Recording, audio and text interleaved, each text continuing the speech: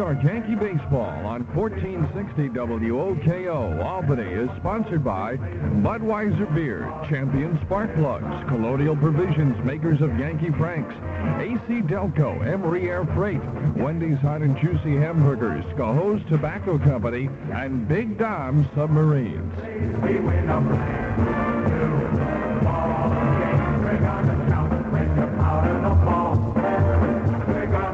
Everybody, and welcome to New York Yankee Baseball.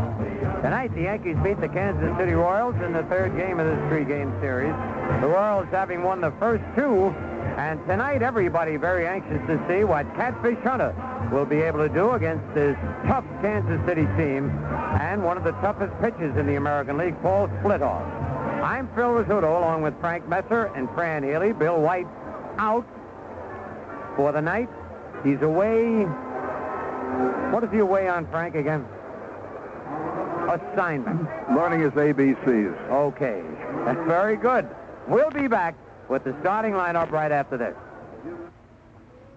I can't stay awake any longer, George. It'll be on right after the Night Owl movie. It's 4:30 in the morning. It's a fantastic 10-second commercial, Helen, and I'm standing right there pointing to the car. Graham! What? You on yet, Georgie? Not yet, but you're falling asleep. What's this in my forehead? Cheese dip, Graham. You fell asleep in the cheese dip. Must have fallen asleep with the cheese dip. Oh, George, why does your TV commercial have to be on so late? Our ad budget could only afford fringe time, but that's okay, because a lot of people are up.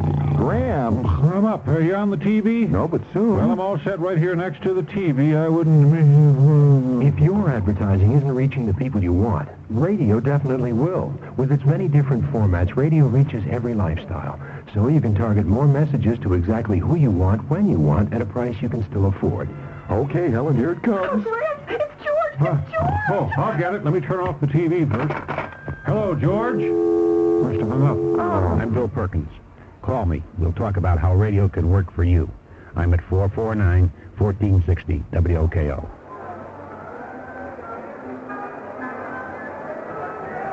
A reminder that this program is authorized by the New York Yankees solely for the entertainment of our audience. Any publication, reproduction, or the use of the descriptions and or accounts of this game without the express consent of the New York Yankees is prohibited. Right now, let's take 5 seconds for station identification on the New York Yankee Radio Network. You're listening to New York Yankee Baseball on 1460 WOKO Albany. At home plate right now, Whitey Herzog, the skipper of the Royals, and Dick Hauser, the Yankee third base coach, bringing up the lineup cards as Billy Martin tries to break this little losing streak they're on. The umpires, it'll be Larry Barnett calling balls and strikes, Jim Evans at first, Durwood Merrill at second, and Marty Springstead over at third. Leading off for the Kansas City Royals and playing third base, George Brett. Hal McRae will be the designated hitter and bat second. Playing first base, hitting third, Pete Lecoq. Amos Otis in the cleanup spot and playing center field. Doing the catching, batting fifth, Darrell Porter. Clint Hurdle will be the right fielder and bat sixth. In left field, batting seventh, Tom Poquette. The shortstop, batting eighth, Freddie Patek. And at second base, batting ninth, Frank White. On the mound for the Royals, as we told you, the left-hander Paul Splitoff. For the New York Yankees, Willie Randolph leads off at second base. In center field, batting second, Mickey Rivers. Thurman Munson again in right field. Thurman looking better and better out in right field each day. Reggie Jackson will be the designated hitter tonight and bat cleanup. Lou Piniella bats fifth in left field. At first base, batting sixth, Chris Chambliss. Greg Nettles at third base, batting seventh. The shortstop, batting eighth, Fred Stanley. And doing the catching and batting ninth, Mike Heath. On the mound for the New York Yankees, as we told you, Catfish Hunter. And as we await the Yankees going out on the mound, I mentioned, Frank Messer, that Catfish Hunter, when he came back the first time off the disabled list, had to go in up at Fenway Park with the wind blowing out, and they hit back-to-back homers off him. And Catfish said that was the lowest point in his career. Well, I'm sure it must have been, Phil, and it's a tough way to come back off an inactive period, whether for injury or otherwise, to come in against a team like the Red Sox in Fenway with the wind blowing out. And tonight, Catfish has got to come back against another strong-hitting team, the Kansas City Royals. Yeah, that really is tough. They're not only a strong-hitting team, they have an excellent running team, which puts added pressure on the pitcher, along with the rest of the infielders and the catcher. But Catfish is just so happy, and the last few times he threw on the sidelines, and the last time he threw hard against an American Legion team down in North Carolina, he said he was really humming the ball, and the good news is that his arm did not stiffen up. And I want to talk to you, Frank Messer, about that arm stiffening up. I don't know whether you read that article. It was in the Jersey paper, the Newark Star-Ledger, Bob Feller's quote. And Bob Feller's from the old school, and he said all this hullabaloo about putting ice on a pitcher's arm after a game is very much overrated. That is just a fad. And he said when he pitched after each game, he would just do the reverse. Put it in the hottest water he could put it in, or get in the whirlpool and let it loosen up. Well, I'll tell you, I am very much against anything cold on the arm. Now, I have no medical background. I have not talked to trainers other than this fact. It is strange you put ice on the arm, but still you find so many trainers and medical people say when you're overheated like that not to go into air conditioning and get overly cool. I said it is very difficult, and it's good controversy and a good arguing point. Right now, Bob Shepard asking everyone to rise for our national anthem. Now, join with Robert Merrill as he sings our national anthem.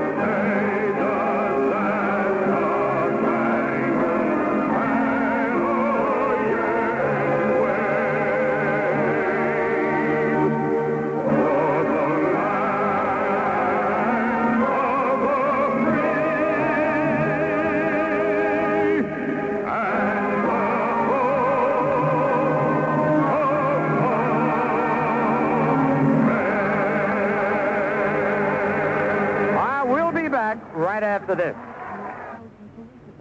Cahoe's Tobacco Company has more to offer than the name implies, and with the July sidewalk sale, you'll find a variety of name brand products. Cahoe's Tobacco features GE appliances, fighters and Frigidaire air conditioners, radios, CBs, walkie-talkies, stereo equipment, pocket watches, Fisher-Price toys, records, 8-track tapes, cassettes, sunglasses, tobacco products, pipes, smoke alarms, vacuum cleaners, and brand names such as Norelco, Sunbeam, Hoover, Eureka, Regina, Presto, Rival, Panasonic, Zenith, and more. The July 20th, 21st, and 22nd sidewalk sale will feature values such as smoke alarms by GE, Norelco, Presto, and Sunbeam for just $16.99. 8,000 BTU air conditioners starting as low as $249.95. Hoover vacuum cleaners with accessories starting at $59.95. Plus Bic disposable razors at 39 cents. 50% off on all sunglasses. So come on down to Cahoe's Tobacco for the July 20th, 21st, and 22nd sidewalk sale. 60 Remsen Street, Cahoe's. Open Tuesday through Saturday, 9 to 5:30, Monday, noon to 5. Cahoe's Tobacco Company. All right, the throw goes down to second base. They whip the ball around the infield. And a very special night tonight, as we know everybody's rooting for Catfish Hunter. Here to carry you along at the start of this ball game, Frank Messer. All right, Phil Rizzuto, thank you very much, and good evening, everybody, wherever you might be listening to New York Yankee baseball. George Brett, the third baseman, leads off for the Royals. Brett is batting .307. Catfish's first pitch, knee high for a strike, and this game is underway. Brett taking and looking. Catfish winds again, and the pitch, strike 2 call. Same place, right at the knees. No balls and 2 strikes on Brett. Rivers in center field shades him a step toward left. Pinella over toward the line. Munson shades toward center. The pitch coming, and it's fouled in the upper deck on the left side, out of play. Hunter does not waste a pitch.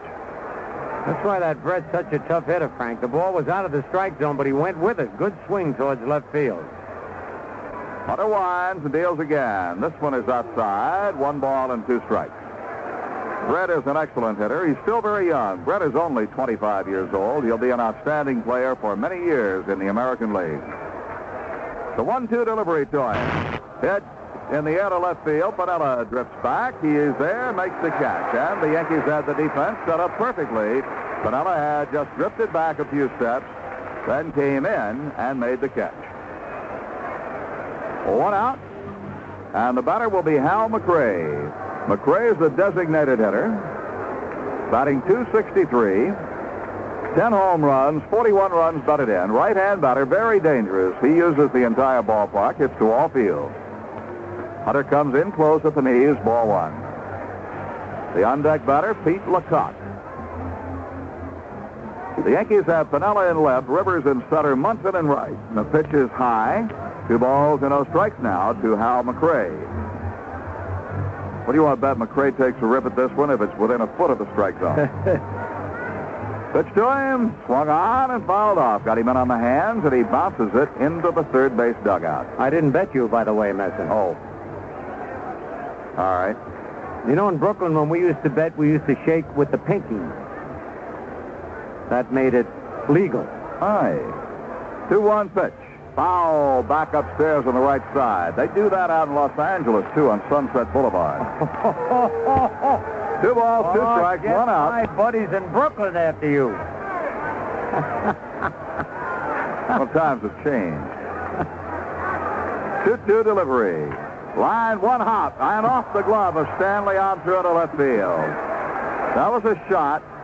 Stanley could not get in front of it, had a kick off his glove as he reached out for it, and that'll be scored a base hit.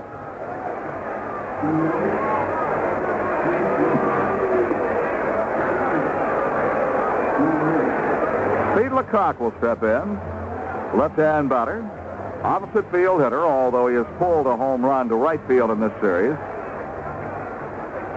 I think you got to throw him a pretty good crippled pitch for Lecoq to pull it. That's right, Frank. He is strictly a left field hitter. He's batting .288. Pitch on the way, and it's foul straight back. McRae down at first. 1 out. The infield sets up for the double play with Nettles at third, deep and wide. Stanley and Randolph at short and second, up the middle, and Chambliss at first holding the runner on. You got to watch McRae. The pitch coming now, and it's hit in the air to left field. Fairly deep. Pinella gets back and makes the catch. Pinella back near the edge of the warning track to make the catch, and Lecoq is retired. Well, you called it right, Frank. Lecoq just does not have the swing to pull. He hit the ball hard. But Catfish, as Heath goes out to talk to him, on the first hitter, Brett kept the ball down low, then got one up that he hit to left field. He did the same thing with Lecoq here. When he keeps the ball low, he's going to be in pretty good shape. And as we know, Catfish cannot afford to make too many mistakes with that ball up. The batter is Amos Otis.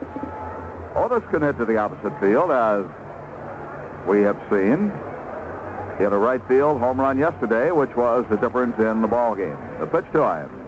Popped up on the right side. Randolph in pursuit. Munson coming in. And Randolph makes the catch just in foul territory to retire the side. Good run for Randolph. He went a long way to catch that one. At the end of 1/2, it is Kansas City 0, and the Yankees are coming to bat.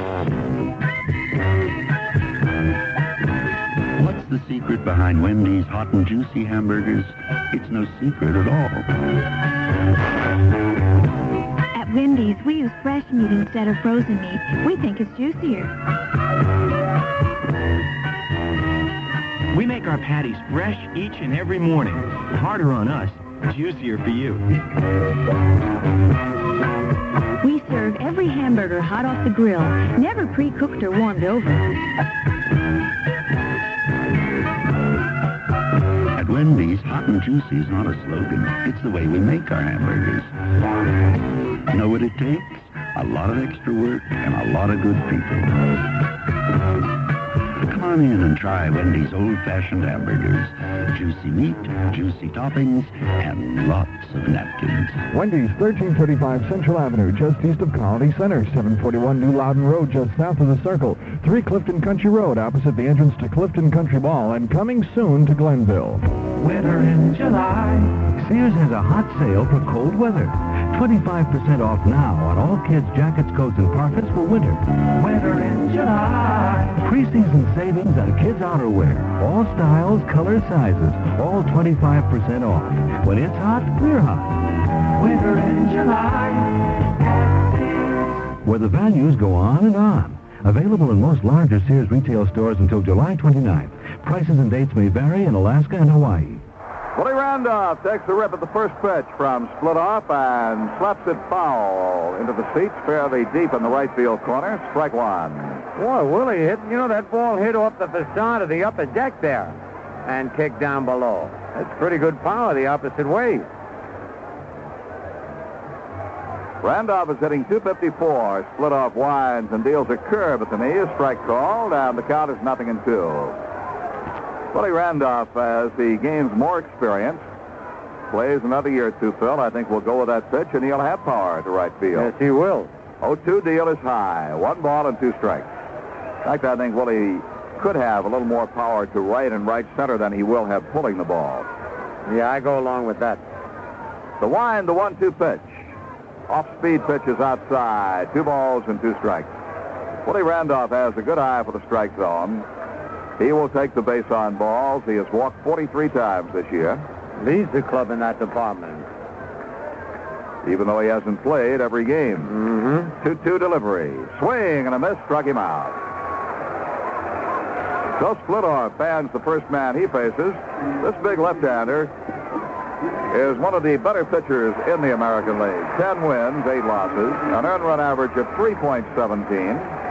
In 145 innings, he has allowed 122 hits, walked 28, struck out 34. He'll work now to Mickey Rivers, left-hand hitter, and he takes a strike. Rivers is batting .245 with 5 home runs, 23 runs batted in. Thurman Munson is on deck. Splitoff kicks and delivers, swing and a miss on a breaking ball, strike 2. The Royals have Tom Poquette in left field, Amos Otis in center, and Clint Kirtle in right. Around the infield, George Brett, Freddie Potak, Frank White, and Pete Lecoq. 0-2 pitch. Curve is bounced off the first base side, foul. Now Mickey Rivers running hard. Will come back and try it again. No score here in the bottom half of the first inning. This game winds up the series and the homestand for the Yankees. They are off tomorrow. Really, we'll use tomorrow as a travel day to go to Minnesota, where they open up Wednesday night against the Minnesota Twins. Then Chicago, and then Kansas City, then home again. The 0-2 pitch. Fouled out of play on the left side. Count holds 0-2 on Mickey Rivers. Split off ready and works. Breaking ball low. This is Splitoff's 21st start of the year, his 10th on the road, and his 3rd against the Yankees. Rivers lines a foul outside of first, hits the rolled-up tarpaulin and bounces on into the right field corner.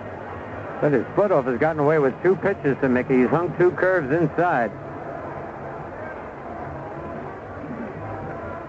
Splitoff this year is 0-1 against the Yankees. Career-wise, he has won 11 and lost 6. To the New York club.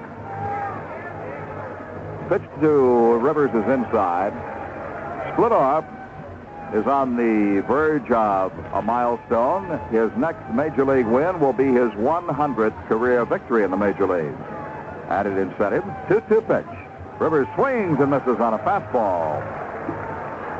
So Splitoff has fanned the first 2 Yankee hitters, and he has not what you would call a strikeout pitcher. No, you just read his strikeout ratio, Frank. And it's not nearly as high as striking out the first 2 Yankee hitters who are tough to strike out, Randolph and Rivers. He'll work now to Thurman Munson, batting .289.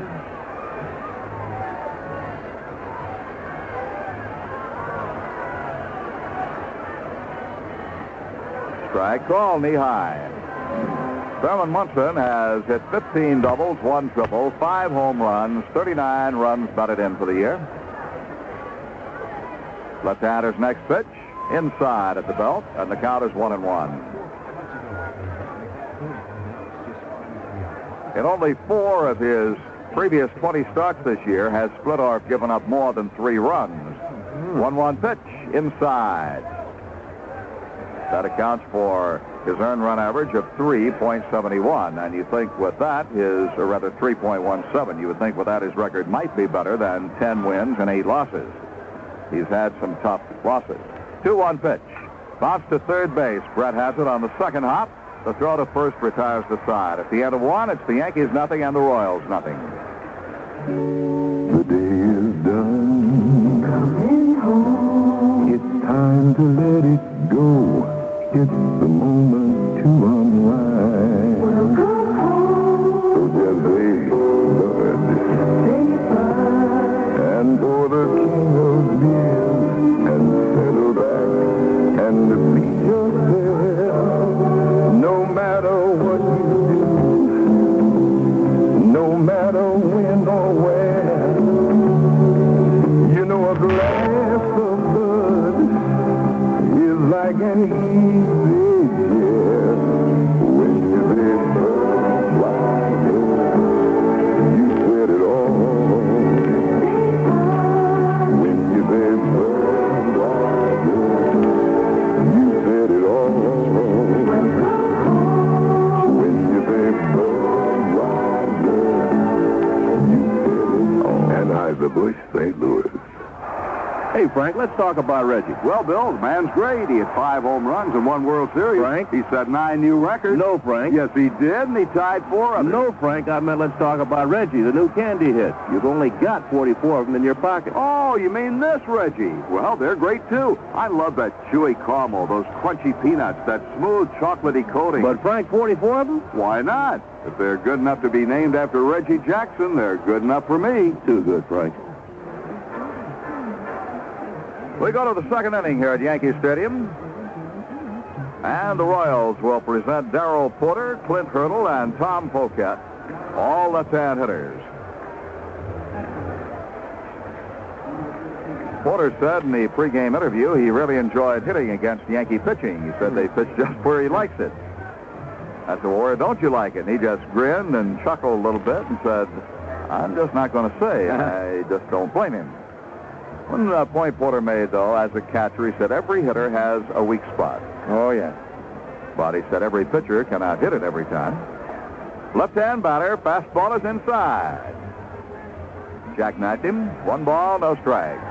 Porter is hitting .275, a terror against Yankee pitching. Hunter winds and delivers, and the pitch is hit high in the air, deep right field. It may go. Munson back to the boards. It is gone. Home run for Darrell Porter. About halfway up in the right field bleachers. Long home run. Darrell Porter. His 8th home run of the year, his 41st run batted in, and the Royals lead 1-0.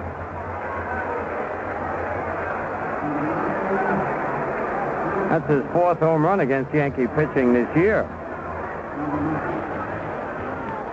Here's Clint Hurdle, rookie outfielder, takes low from Catfish.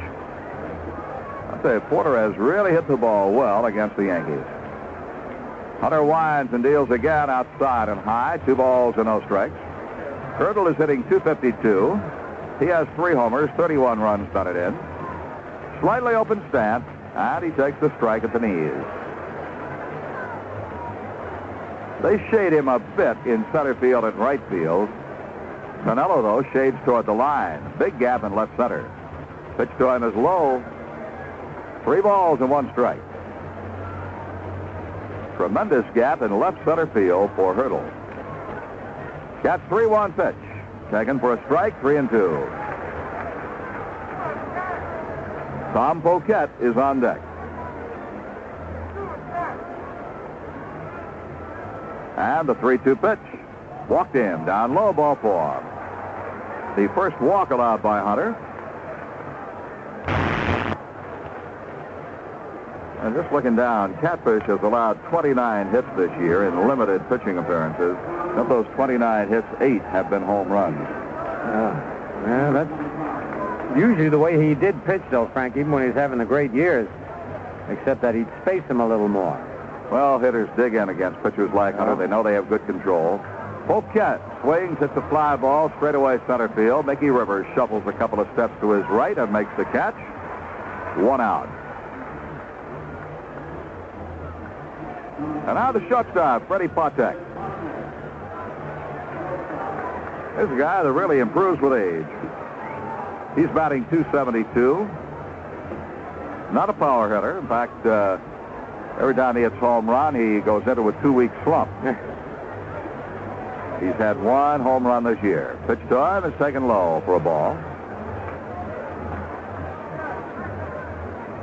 Perhaps I shouldn't say this in front of Phil Rizzuto and with people of less stature listening. I mean physical stature, not moral stature. But I think a little guy gets up there, Phil, and hits a home run, and he tends to muscle up and try to do it again. Absolutely right, Frank. And he really shouldn't. Yeah, it's the worst thing that could happen. He takes ball 3, high and inside. 3 balls and no strikes.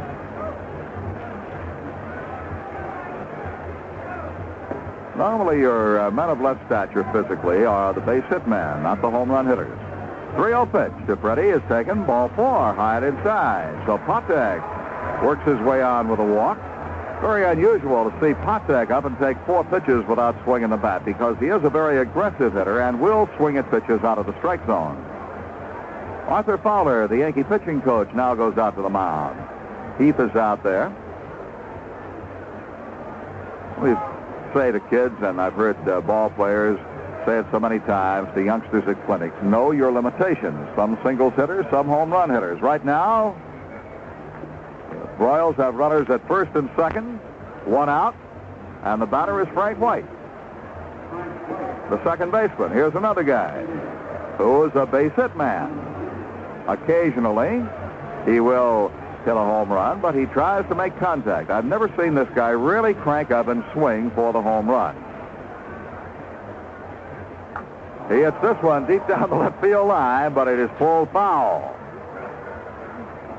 He took a big cut. It looked like it was going to go a long ways, but hit it off the end of the bat.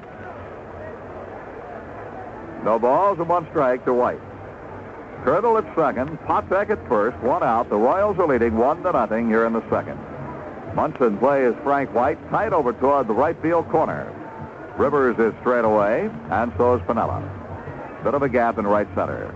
This one is fouled back in the upper deck for strike 2, and the count is no balls, 2 strikes on Frank White. George Brett is on deck.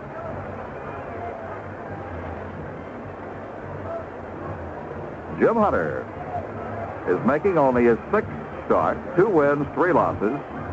He has pitched once in relief this year. He has now worked 28 innings to an earned run average of just under 6. His 0-2 pitch.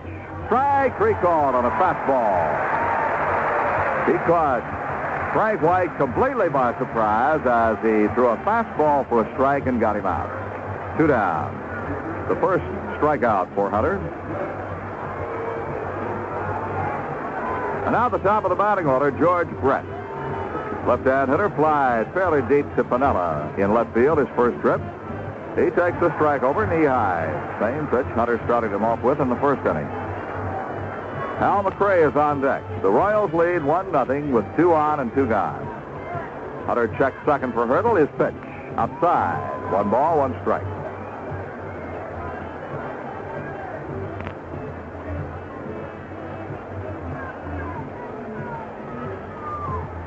Again, the runners edge away. 1-1 pitch outside. 2 balls and 1 strike.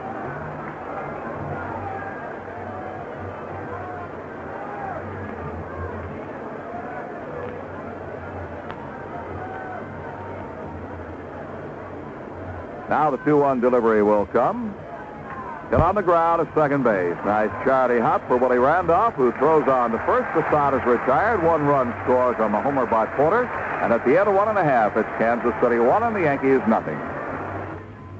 Listening to the Yankees here on OK Country or on your way to the Bronx to see the Bombers at the stadium, you know you're going to build up a big appetite. Nothing goes better with baseball than a Big Dom sub. Just as you never get tired of rooting for the Yanks, you'll never get tired of Big Dom subs. That's because there's so many delicious varieties to choose from, 37 in all. Whether you choose a mixed cold cut, a turkey, a shrimp torpedo, you know you're getting the best. Bakery fresh rolls, baked especially for Big Dom, are stacked high with garden fresh lettuce, tomatoes, and a filling of your choice. Big Dom makes those great hot subs, too. Meatball, sausage, veal, and peppers, topped with specially seasoned homemade sauces that make my mouth water just thinking about them. And be sure to try our brand new Little Joe Hot Deli Delights. 9 new sandwiches served hot on a sesame seed roll. Try Little Joe's hot barbecue beef with that tangy secret sauce. There's no way you can beat the great taste of a Big Dom sub or a Little Joe's Hot Deli Delight. But get the real McCoy at one of our 8 great Big Dom sub shops. If we had more locations, just like the New York Yankees, we'd be world champions, too. Take your contact, take it now. Give your cold, your contact. Summer is a rotten time to have a cold. You miss so much. Then take Contact. Real medicine to help relieve the swollen membranes, dripping, and congestion caused by every known cold virus.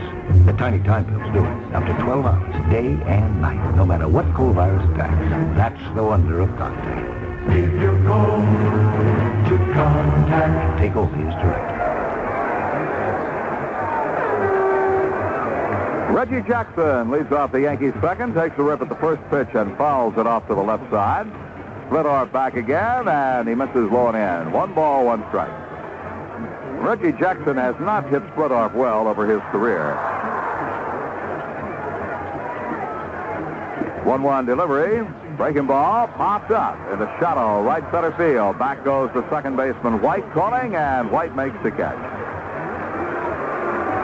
Frank White, a lot like Willie Randolph, he takes charge on the infield on those shallow fly balls. You know he's there, he's sure-handed, and he has good range. Well, you know, Frank, that's one reason Otis can play as deep as he does. He plays the deepest center field of any center fielder against the Yankees anyway.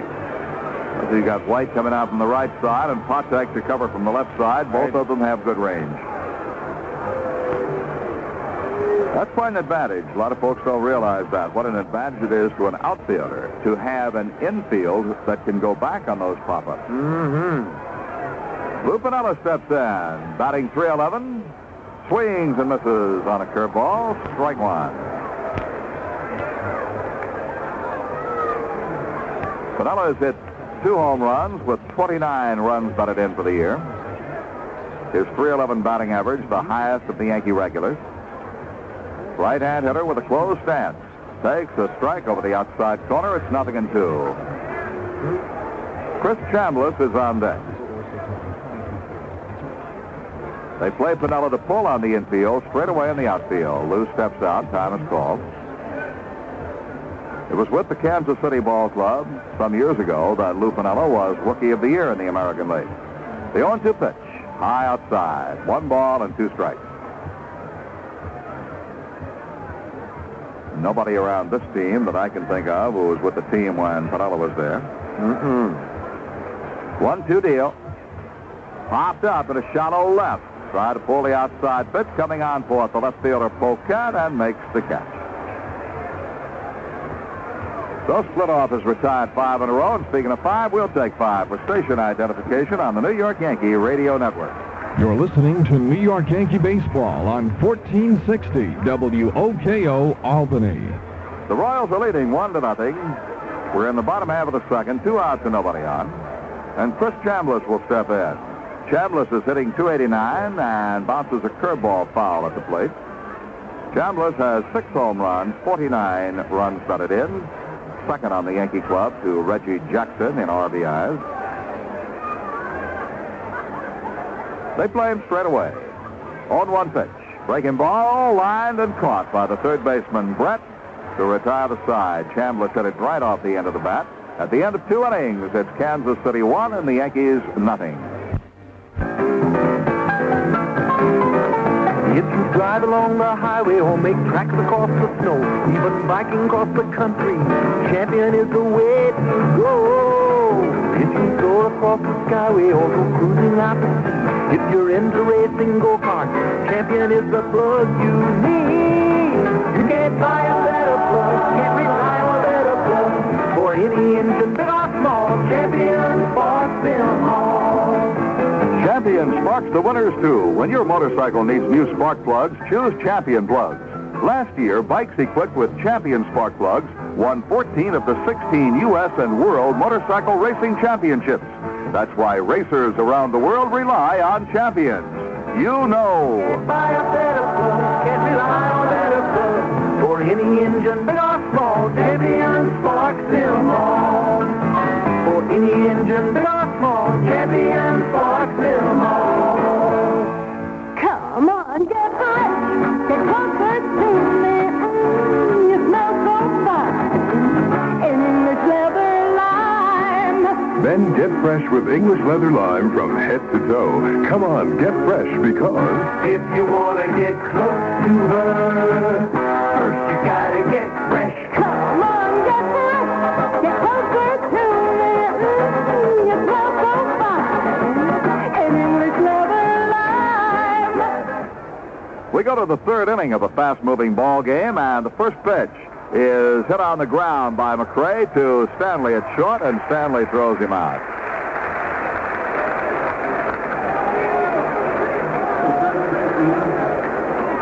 Now 20 seconds for our local stations to identify themselves. Good evening. I'm Doug LaRock at WOKO-Albany. One of 5 Albany policemen facing charges of bribe receiving, among others, in the South End prostitution probe has gone on trial. So has accused killer Lemuel Smith. I'll have the details of these stories and others after the Yankees-Royals ball game here on 1460 WOKO. Pete Lecoq, the batter, takes the pitch low for a ball. Hunter has the sign from Heath. Deals again, and it's popped up down the left field line, fading toward foul territory, and out of play. 1 ball, 1 strike on Lecoq. Lecoq flied to left field his first time up. Catfish Hunter pitching the ball game tonight, coming off the 21-day disabled list. Cat won his first game of the year against the Royals, beating them here at Yankee Stadium 4-2 on May 2nd. He went 7 innings in that ball game, allowed 5 hits and 2 runs. They were back-to-back homers by McRae and Porter. He walked 2 and struck out 4 then. He winds, 1-1 pitch. Foul straight back by Lecoq.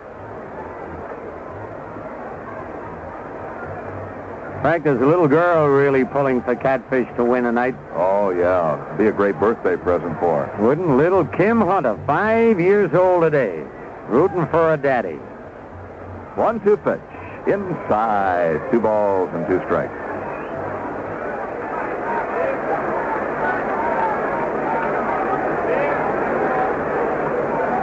Royals are leading 1-0 on a homer by Porter. 2-2 pitch to Lecoq. Fouled in the upper deck on the left side. Got a lot of wood on that one. Drove it a long way, but foul all the way. Royals have 1 run on 2 hits. The Yankees have been retired in order so far by Paul Splitoff. Jim Catfish Hunter into the windup again. His 2-2 pitch coming. Popped up at a shallow left. Back goes Stanley. Calling. The shortstop makes the catch. 2 down. Stanley had a little trouble with that play when he first came in, replacing Bucky Dent, but it takes a few games to get your timing back on the infield as well as with the bat. And Stanley, now that he's playing regularly, is turning in the type of job at shortstop that helped carry the Yankees to their first pennant in many years in 1976. 2 down. None on. Amos Otis steps in. Right-hand hitter sends a fly ball deep right field. Munson looks like he has a chance at the wall. Makes the catch. Munson caught the ball over his head as he brushed the right field wall to retire the side. At the end of 2.5, it's Kansas City 1, the Yankees nothing. Cahoe's Tobacco Company has more to offer than the name implies. They carry a full line of all Panasonic products, including Panasonic clock radios, table radios, portable and pocket-sized transistors, cassette and 8-track tape players and recorders, Panasonic CBs, 5 to 19 diagonal inch color TVs. Outstanding values and exceptional prices on Panasonic products can be found now. A Panasonic 12-inch diagonal color portable, only $269. 9-inch diagonal battery-operated black and white TV, just $149. Panasonic digital clock radio, $39.95. A Panasonic AM/FM stereo 8-track and record player for just $169. Cahoes Tobacco carries a full line of Panasonic stereo components, including turntables, speakers, headphones, amps, and component tape decks. Stop in and check out the complete Panasonic line at Cahoes Tobacco Company, 60 Remsen Street, Cahoes. Open Tuesday through Saturday, 9 to 5:30, Monday, noon to 5. Cahoes Tobacco Company. In the latter part of the 20th century, a medication was created that killed jock itch fungus on contact. This medication is found in Aptate for jock itch in the bright green box. Aptate relieves burning, itching, chafing. Aptate for jock itch, with the medication that kills jock itch fungus on contact. Also look for Aptate for athlete's foot, the killer in the bright red package, for occasional use only as directed. Greg Nettles leads off the bottom half of the third, fouls a curveball straight back, strike one. Nettles is hitting .239. His 16 homers lead the Yankees. He has 40 runs batted in. Left-hand hitter with good power. Split off into the windup, the kick and the pitch. Another curveball out of the strike zone. It's 1-1. Texas-Baltimore scoreless at the end of 3 in Baltimore. Dave Comer against Mike Flanagan in that one. 1-1 pitch to Nettles. Slow curve drops in for a strike. 1-2. Chicago and Milwaukee scoreless at the end of 1. Francisco Barrios for the White Sox. Mike Caldwell for the Brewers. 1-2 pitch to Nettles. Line to right field. Coming on hurdle. Can't get it. He has to play it on a bounce, and Nettles is on with the Yankees' first hit of the ball game. That is the first base runner for the Yankees. And the batter will be Fred Stanley.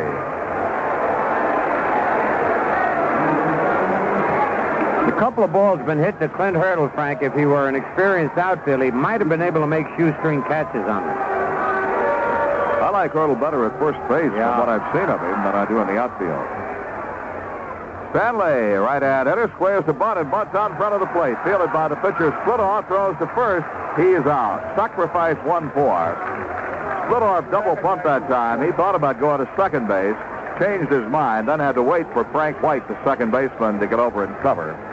Splitoff made the play well. I've seen some pitchers in a case like that throw the ball away when they have to wait for the fielder to cover. So. Right, and that's unusual for Frank White, who is an excellent second baseman, just like Willie Randolph. Slow covering first base. Well, the Yankees have the tying run at second, and Mike Heath, the batter. Heath has hit in 7 straight games. He's only played in 8. Right-hand hitter batting .333. He leans back from an inside pitch, ball 1. Heath has 1 double, no triples, no homers, 2 RBIs. Willie Randolph is on deck. 1-0 pitch coming. Taken low, 2 balls and no strikes. Heath steps on, looks at third base coach Dick Hauser. Gene Michael coaches at first for the Yankees. 1 on, 1 gone. The Royals are leading 1-0 here in the third. Splitoff sets. The kick, the pitch. Hit on the ground is shortstop. The runner will not advance. The ball is booted. Everybody is safe. There's the time of the third baseman, Brett, going to his left. The ball got through him. Hotak coming into his right. Could not play the ball. They may give an error on that one. We'll see. No, I don't think so, Frank. Yeah, because even if he had caught it, he'd have not thrown Mike Heath out. He was going too fast. By the way, Frank Messer knows it, but you people might not know that some of our pregame guests receive a gift pack of toiletries from Yovan, the earthy fragrance of Yovan musk oil, aftershave, moisturizing balm, stick deodorant, and shower soap. Others receive gift certificates at Benihana. Watch in amazement as your chef turns prime steak chicken and shrimp into an oriental feast. I didn't know that. You did too. Willie Randolph up with 2 on and fouls one off his foot. Strike one. Randolph batting .253, struck out in the first inning. Oh, the Yankees have a threat. Excuse me. I was going to say, now has hit in 8 straight games.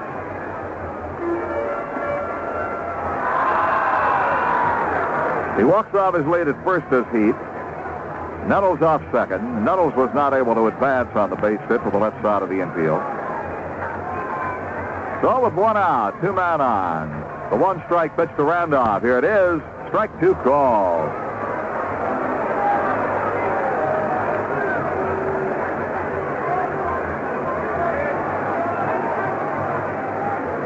Split off. A more deliberate worker with men on base. Looks into his catcher, Darrell Porter. Poptek and White really clog up the middle of the infield. The pitch. Breaking ball low. A ball and 2 strikes to Randolph. Mickey Rivers is the on-deck hitter. Randolph is the big man right now. The 1-2 pitch coming. Swing and a miss. Struck him out. Randolph got out in front as Splitoff took something off a breaking pitch. Randolph strikes out for the second time in the ball game. The 3rd strikeout for Splitoff. And Mickey Rivers, who struck out in the first inning, will step in. On the scoreboard, Atlanta leads the Mets 1-0 in the 8th inning of their first game. Home run by Tom Murphy. Pittsburgh 4, San Diego 1-1. Rivers takes a breaking ball low. Ball 1.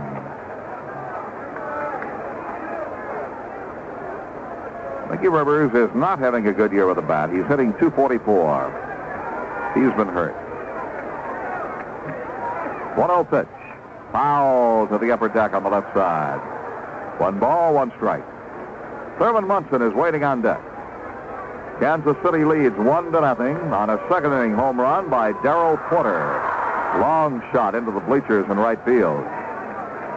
The Yankees have their first threat with 2 on, but now there are 2 out. Splitoff turns it loose. Low outside. 2 balls and a strike.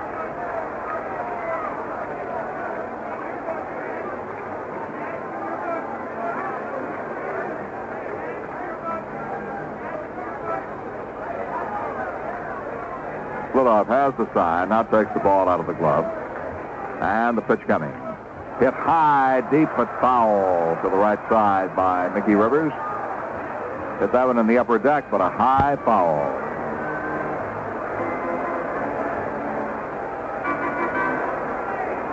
So the runners go back. Nettles to second. Heath to first.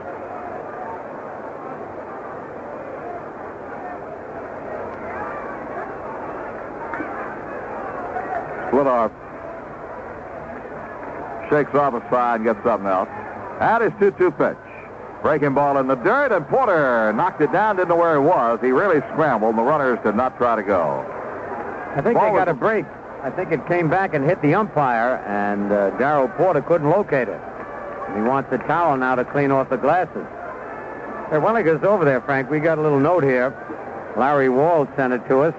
Wants us all to say hello to Frankie Beatty. Now, he's not related to our Jim Beatty, but he's from Maple Avenue in Keansburg, New York, one of the biggest Yankee fans around. Feeling a little under the weather. He's pulling for the Yankees, and all the Yankees are pulling for Frankie Beatty. All right, we hope the young man is on his way to recovery very, very soon. Right now, full count on Rivers. 2 outs, 2 on. Runners go. The pitch is taken. Ball 4. Did you see White break for second base? Frank White does not seem to have his mind in the ball game right at the moment. There were 2 outs, 3-2 count. There was no reason for him to break over to second base. Unless, Frank, they had the pickoff sign on because Porter goes out with Frank White.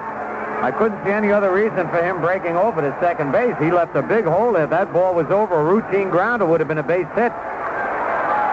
What do you think about that with a 3-2 count, 2 outs, putting the pickoff play on? That's kind of scary. Huh? Too scary? Yeah. I never liked that throwback to second base with the pitcher throwing to the moving target. Well, Whitey Herzog is a gambling-type manager. He might have flashed that sign out there to Porter. Of course, Porter had to go over there at the dugout. And Munson lines a base hit into left field. That'll be 2 runs. Here comes Nettles. Here comes Heath. Rivers stops at third base, and the Yankees go out in front 2-0. A 2-base hit for Thurman Munson.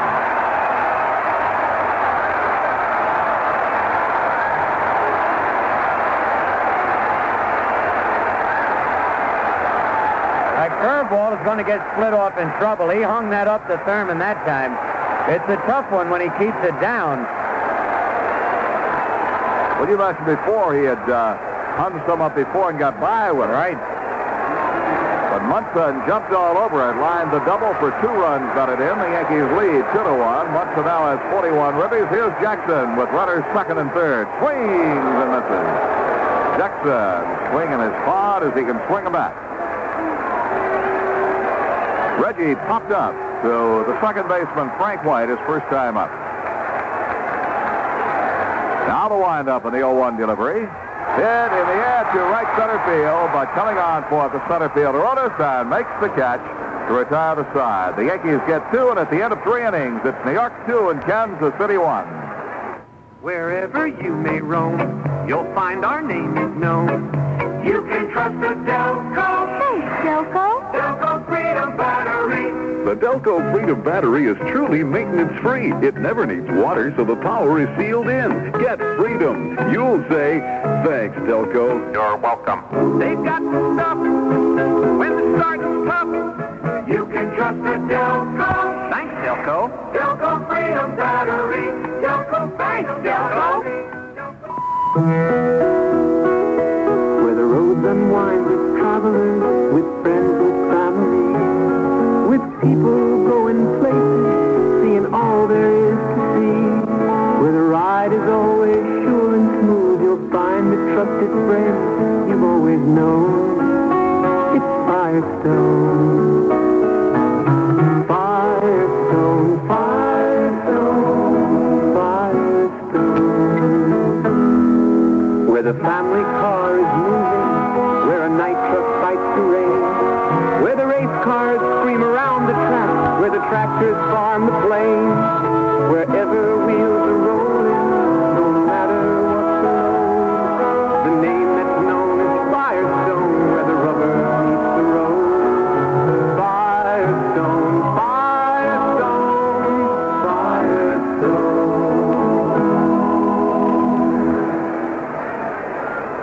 Through 3 innings of play, the Yankees have 2 runs, 3 hits. The Royals 1 run on 2 hits. It has been an errorless ball game. Darrell Porter will be the leadoff hitter for the Kansas City Royals as Hunter waits for Porter to come up to home plate. He is having a long chat with Greg Nettles. Hunter had his warm-up pitches finished before Porter got his catching gear on. Porter will step in as we go to the 4th, and on with the play-by-play. Here's Phil Rizzuto. All right, Frank, and Porter hit that long home run deep in the right center field bleachers first time up. The Yankees lead it 2-1. Catfish winds. His pitch fouled and out of play down the left side. Back into the crowd, and the scramble is on for the souvenir. That could have been very interesting. I wish they had microphones on the players sometimes. Catfish might have been asking Nettles for some advice on how to pitch Porter. Nobody else has been able to give him good advice. Change-up foul down the right side, back in the seats and out of play. Chambliss is over there, but it's well back in the seats, about 20 rows. 0-2. You know, Phil, after tonight's game, the Yankees go on the road, returning 1 week from Wednesday for the first of a 3-game series against the Cleveland Indians. The Yankees and Indians clash again on a rare weekday afternoon doubleheader 1 week from Thursday. That twin bill makes up an earlier rainout. All right, he pops him up. Greg Nettles, who gave Hunter the advice, is under it in fair territory, and Nettles makes the catch. Well, now we know what Nettles told him. He said, make him pop up to me. All right, the batter now, Clint Hurdle, who walked his first time up.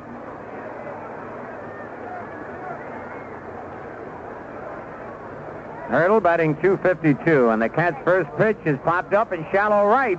Thurman Munson coming in, as Randolph pointed to it. Thurman two-hands that one, and they're a two away. And now Catfish pitching like the Hunter we know. Very rapidly, getting them out in a hurry. And he'll be facing Tom Poquette, who flied to center field his first time up. Two out. Mentioned, Scooter, there is a final score posted in the National League. The Dodgers shaded the Cubs 4-3. Right. All right, left-hand hitting Tom Poquette takes the pitch down low, ball one. You tell me Reggie Smith hit two home runs? Two home runs in the ball game. And Terry Foster came on. What a year he's having for the Dodgers. He got the win in relief. The 1-0 pitch is popped up to right field. Thurman Munson moving in a few steps, pounds the glove, makes the catch, and another easy inning for the Cats. 3 up, 3 down. At the end of 3.5, Yankees 2 and the Royals 1. If you're dying for a hot and juicy hamburger but don't have the time, Wendy's has a pickup window.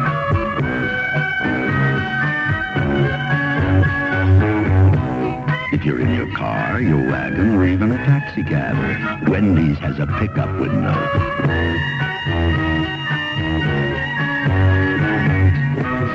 If you're pedaling a bike, pushing a cycle, or whizzing on a skateboard, just whiz on up to Wendy's pickup window. Wendy's pickup window is not only convenient, it's just about the fastest service in town. At Wendy's old-fashioned hamburgers, our pickup window has a separate grill, a separate cook, even a separate cash register. So if you're dying for Wendy's hot and juicy hamburgers but don't have the time, just drive up to Wendy's pickup window, and away you go. Wendy's, 1335 Central Avenue, just east of Colony Center. 741 New Loudon Road, just south of the Circle. 3 Clifton Country Road, opposite the entrance to Clifton Country Mall, and coming soon to Glenville. Anytime you need us, we'll help you with your plans. We always do a little more for you. We're here to lend a hand. Protective Loan Corporation, the friendly professionals. Protective Loan Corporation, the friendly professionals. See one of Protective's friendly professionals for the extra cash you need for vacation fun. Stop in or call the Protective Loan office near you. Flying to left field leads it off for the Yankees. Yankees in front, 2-1, bottom of the 4th. Pitch is inside. Good slider, but a bit inside. Piniella checking his hand now. He started to swing. And I've mentioned many times that a lot of times you'll start to swing, and when you check your swing, you can hurt a finger or just nick a little skin on the hand by checking that swing.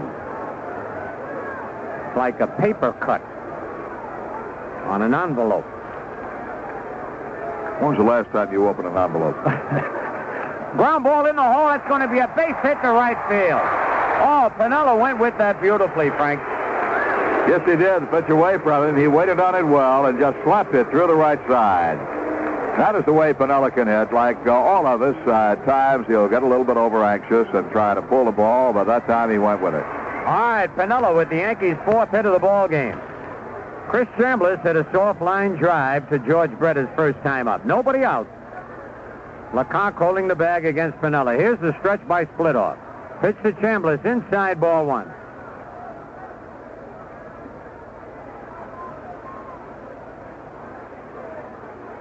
Sparky Lyle limbering up in the Yankee bullpen. As Splitoff kicks, delivers a looper base hit into center field. Pinella's going to try for third. And Otis's throw not nearly in time. Heads-up play by Piniella, Frank. He saw Otis playing deep again. That's right. Otis plays the deepest center field of anybody in the league. Piniella, of course, knows that. He double-checked him just to be sure. When that ball got over Frank White's head, Piniella had his mind made up to go to third base. He didn't even slow down at second. All right, and that is good heads-up base running. And Piniella has been a good base runner this year, better than we've ever seen him. And here's Greg Nettles, who got the first Yankee hit of the ball game and scored in the 3rd inning. Nobody out, and Yankees have runners at first and third. The infield is back for a double play, so the Yankees will pick up a run on a ground ball. Anybody but the pitcher. Split off to the belt. And the pitch to Nettles, foul back to the screen, strike 1. Royals have a left-hander, Andy Hassler, and right-hander Marty Patton warming up now in their bullpen. Well, we have made mention of the fact that Whitey Herzog got a quick hook with his pitches, especially against the Yankees. I don't know about other clubs, but I know against the Yankees he does. The kick, and the pitch hits the edge, shine, a 3-run homer for Nettles. Holy cow, off the upper deck, and the Yankees now lead 5-1. That did not take long, Mr. Messer. No, all of a sudden we're seeing a different ball club. Greg Nettles, who had lined a single his first time up, really jumped on that one, hit it off the facade of the upper deck for his 17th home run of the year, giving him now 43 runs batted in. A Getty gunner for Greg and a set of Getty gift certificates, good for the purchase of Getty gasoline, goes with the home run. All right. 5-1, the Yankees lead. Fred Stanley, who sacrificed. There's a line drive, base hit right center. And cutting it off is Hurdle. He drops the ball as he collides with Otis. And heads up running by Stanley, goes into second. Oh, man, the Yankees really wanting to win one for Catfish Hunter. Stanley, and they give him a double all the way. It was not an intentional collision. Hurdle could not stop. Otis had stopped, and Hurdle grabbed the ball, and then his momentum carried him into Otis. He dropped the ball.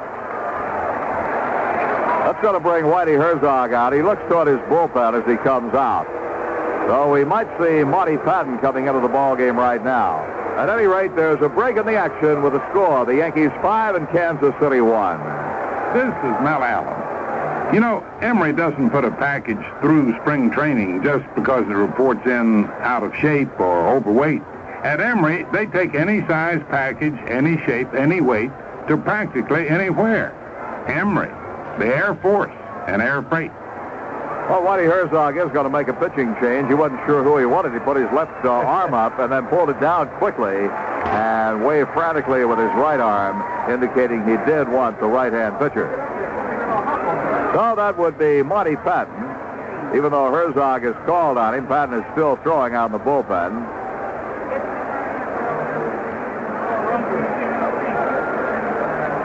Al Rosen, the president of the Yankees, just leaned around from the opposite booth, very excited about the ball game right now. The Yankees out in front by a score of 5-1. In case you just joined us, we'll go back and recap the scoring for you just a bit. Just watching on the replay screen out in center field, the home run by Greg Nettles. That pitch was up about a letter high and out over the plate, and he loved it. Nettles hit that when he stood right at home plate and watched it. He knew it was gone. He just wanted to see how far, and it was off the facade of the upper deck. That's got to be a great feeling when you hit one and you know it's going. You call that a facade, the lower wall out there in the upper deck? I guess not. People think of the facade is the top, don't Yeah, that's right. Could you call it the facade of the mezzanine? You could. Yes, very well, Frank. Just call it long home run. Then you're safe. All right, let's go back and recap the ball game for you as Marty Patton comes on. We'll start his warm-up throws. Catfish Hunter, just off the disabled list, pitching for the Yankees, gave up a base hit to Hal McRae in the first inning, a hard smash at the feet of Fred Stanley, kicked off his glove and bounded on through into left field. And then Darrell Porter homered, leading off the second, giving the Royals a 1-0 lead. The Yankees came back in the third. Nettles singled, leading off the inning. Fred Stanley sacrificed Nettles to second. Mike Heath nubbed an infield hit in between Brett and Porter. Nettles held at second base as Heath legged it out for an infield single. A walk to Mickey Rivers after Randolph struck out, loaded the bases, and Thurman Munson doubles to left to drive in two to give the Yankees the lead. Here in the fourth, Piniella led off with a right field single. Chambliss single to center, Piniella going to third, and Greg Nettles hit the first pitch off the upper deck for his 17th home run. Fred Stanley then doubled to right center field, so that brings on Marty Patton. And as he warms, we'll go to the scoreboard. Texas, Baltimore, Goose Eggs, end of 5. Comer for Texas, 3-2. Mike Flanagan, 13-6 for Baltimore. Chicago-Milwaukee Goose Eggs at the end of 2. Francisco Barrios against Mike Caldwell. Minnesota at Boston. No report. That's got to be an ABC game, so a delayed start up there. Oh, it's raining? Not an ABC. It's got to be an ABC game, too. Yep. ABC is the late start and rain, so nothing going on in Boston. Dave Goltz against Louis Piant if and when they play. The West Coast games later start. In the National League, in the 8th inning, the Braves lead the Mets 1-0 on a Murphy home run. The Dodgers beat the Cubs 4-3, a pair of homers by Reggie Smith. Pittsburgh leads San Diego 4-1 at the end of 2. Montreal 5, Cincinnati nothing at the end of 2. And the Giants 1, St. Louis nothing at the end of 2. Right now we're set for more action, and here's Phil Rizzuto. All right, Frank, and time is called by Darrell Porter as he goes out to talk with Monty Patton, and we'll pause 5 seconds for station identification on the New York Yankee Radio Network. You're listening to New York Yankee Baseball on 1460 WOKO Albany. All right, Mike Heath, who has now hit in 8 consecutive games. They're looking for a sacrifice bunt here. Kansas City is. Stretched by Patton. And the pitch to Heath. He squares bunt. It's a good bunt. Patton wheels to go to third, and the too late first just got him. Patton had no chance to get Stanley at third base. Brett was charging in too, and if he had thrown, the ball would have gone to left field. Stanley is at third on a perfect sacrifice bunt. So, Stanley at third, 1 out. Willie Randolph the batter. Willie's been up twice, struck out both times. The infield comes in for the Royals now, and let's see if Billy Martin might try a squeeze bunt. He's had 2 successful bunts in this game. That's more than the Yankees have had all year, I think. That's just a joke, but it seems that way. All right, 1 out. Yanks in front, 5-1. Stretched by Patton. Stanley leads off third. He does not come, and the ball is in there. Strike 1 calls. Good breaking pitch by Marty Patton. Hauser looks to Martin, then flashes signs to Willie Randolph. Stanley looks over. Everybody's got to know what the sign is, and usually there's a verbal sign between the third base coach and the runner. Stretched by Patton. Stanley dancing away. He doesn't come. The ball is fouled down the right side back, and the seat's out of play. 0-2. After we've seen the 2 sacrifice bunts in this ball game, I got to ask, you've been working with the Yankee hitters on bunting again? I did. What's today? Monday? I did Saturday night. Yesterday I could not because I got here late. And I want to tell you, the strange thing is that I'd like to work with all of them, but all of them don't come over to practice their bunting. But the ones that did were Heath, Garcia, Stanley, and Doyle. All right, Stanley and Heath have the 2 sacrifices in the ballgame. All right, 1 man out, and now Patton wants the signs all over again from Porter. He's pitching from a stretch position. The Royal infield is in, and the Yankees lead 5-1. We're in the bottom of the 4th inning. Here's the set. And the pitch down low, 1 ball, 2 strikes. Marty Patton has a record of 1 win and 2 losses, plus 2 saves. He's making his 18th appearance, his 16th in relief. All right, the right-hander sets. And the pitch, low, and it's 2-2. That was a good breaking pitch by Patton, but it dipped just below the knees.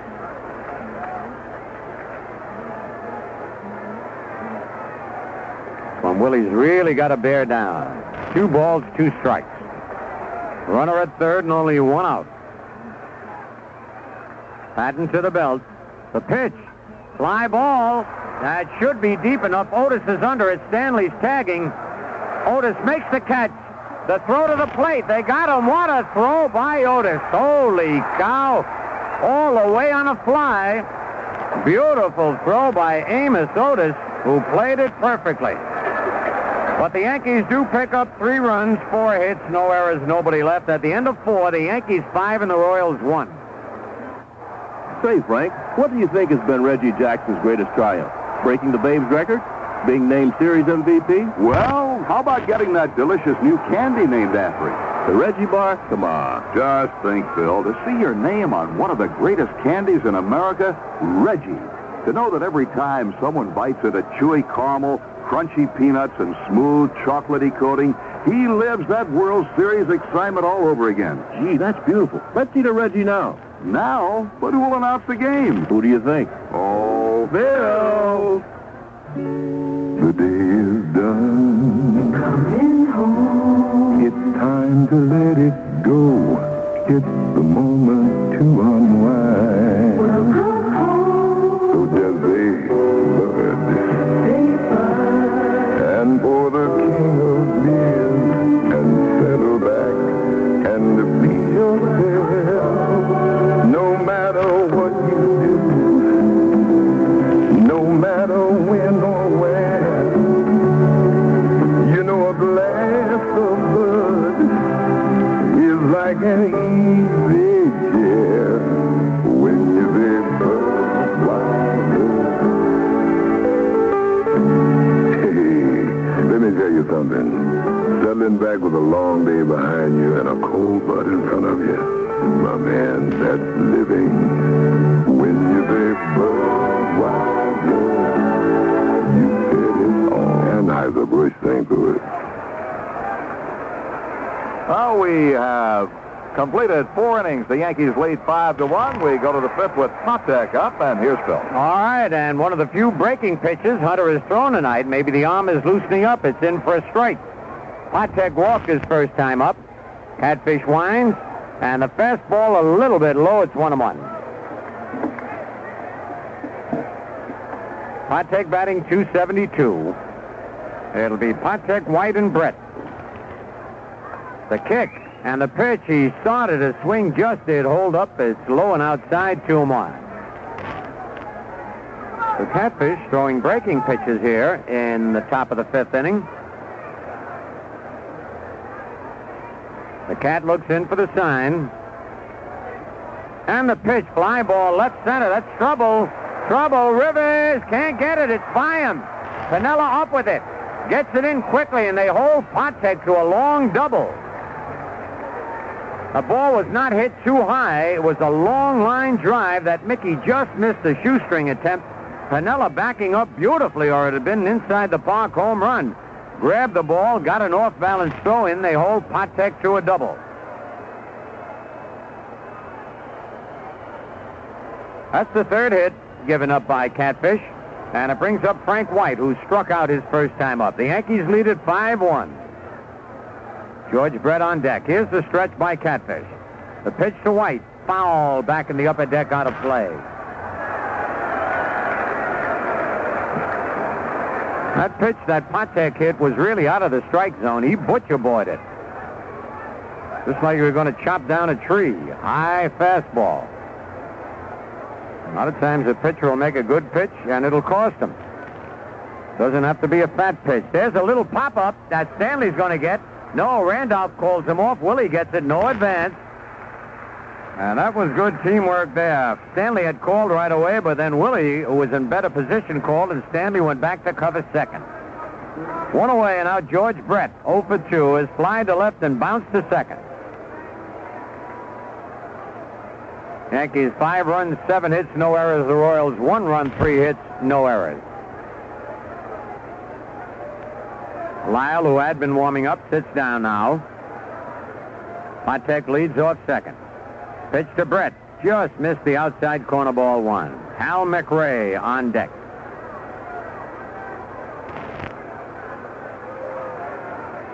Cat to the belt. And the pitch. Foul. That'll be out of play. Nettles chasing it, but it's back into the seats. It evens the count at 1-1.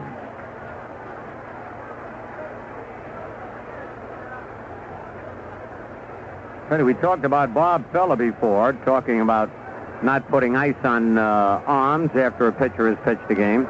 He also said the toughest batter he ever faced in his whole career was old reliable Tommy Henrik. Catfish, the pitch, high and outside, 2-1. A lot of people would think he'd say Ted Williams or Joe DiMaggio, but old reliable Tommy Henrik really used to hit Feller. The 2-1 delivery. Line drive. Base hit right center field. That will score Patek. Munson will hold it to a long single, though, and it's a 5-2 ball game. Brett reached down and out for a pitch and drilled it over the head of Randolph in a right center field. That drives in Patek with the second Royal run of the ball game. And it brings up Hal McRae, who singled his first time up and bounced to short in the third inning.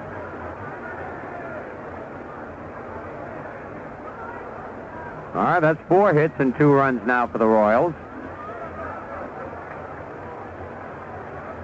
And we're going to get a little action in the Yankee bullpen. Hunter's pitch is over, strike call. Sparky Lyle, who had been up earlier, is up once again. The kick and the pitch foul. He reached out for that fastball, fouled it in the upper deck.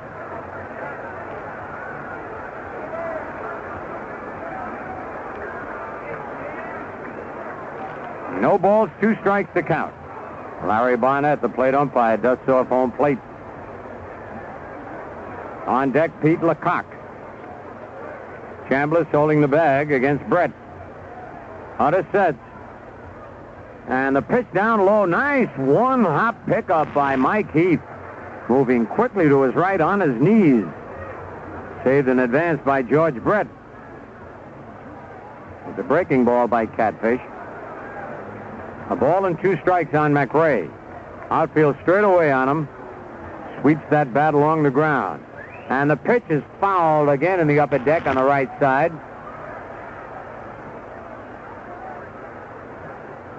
Hunter walks back on the grass, rubs the new ball up. You know, Frank, I don't care how hot it is. I've never seen Catfish Hunter pitch with a short sleeve sweatshirt. No, he likes to keep that arm warm. He doesn't like that wind to get to it, that breeze to get to it. Something we were talking about before. Uh-huh. Keep the arm warm. All right, Brett leads away. Hunter set. His pitch fouled on the right side, not a play. Hunter keeps pitching him out there, and McRae keeps going to right field. Fresh supply of baseballs brought up to Larry Barnett, and again he'll dust off home plate.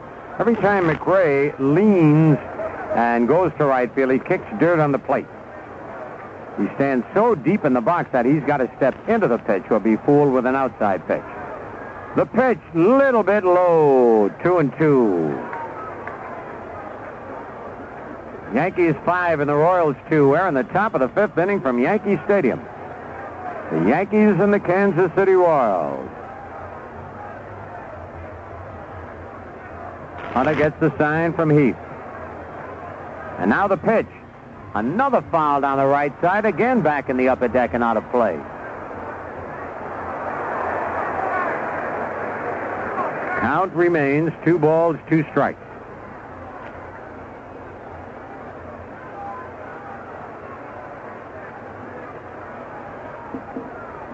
Brett gets a little bigger lead. And the pitch foul again in the upper deck, out of play.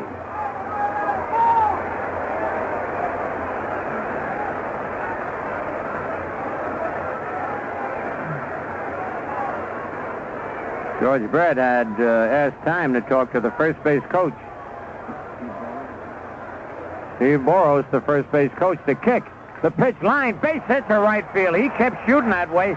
And Munson with a beautiful backhand grab. I want to tell you, he not only saved a double, but he saved a run with that play, and here comes Billy Martin. Hunter kept throwing the ball away from McRae, and he kept going that way and finally drilled a single. The deep right center, beautiful defensive play by Thurman Munson. Right now there's a break in the action with the score, the Yankees 5 and the Royals 2. This is Mel Allen. The Emery Flight Pack takes packages up to 5 pounds. It's probably the only small package service in existence that's big enough to carry Reggie Jackson's contract. Emery, the Air Force in air freight. Well, Billy Martin has already motioned for Sparky Lyle to come in. Fans, and us along with them, very disappointed that Catfish could not get the third out in this inning, and then would have had a chance to pick up the win. This way he cannot be the winner nor the loser.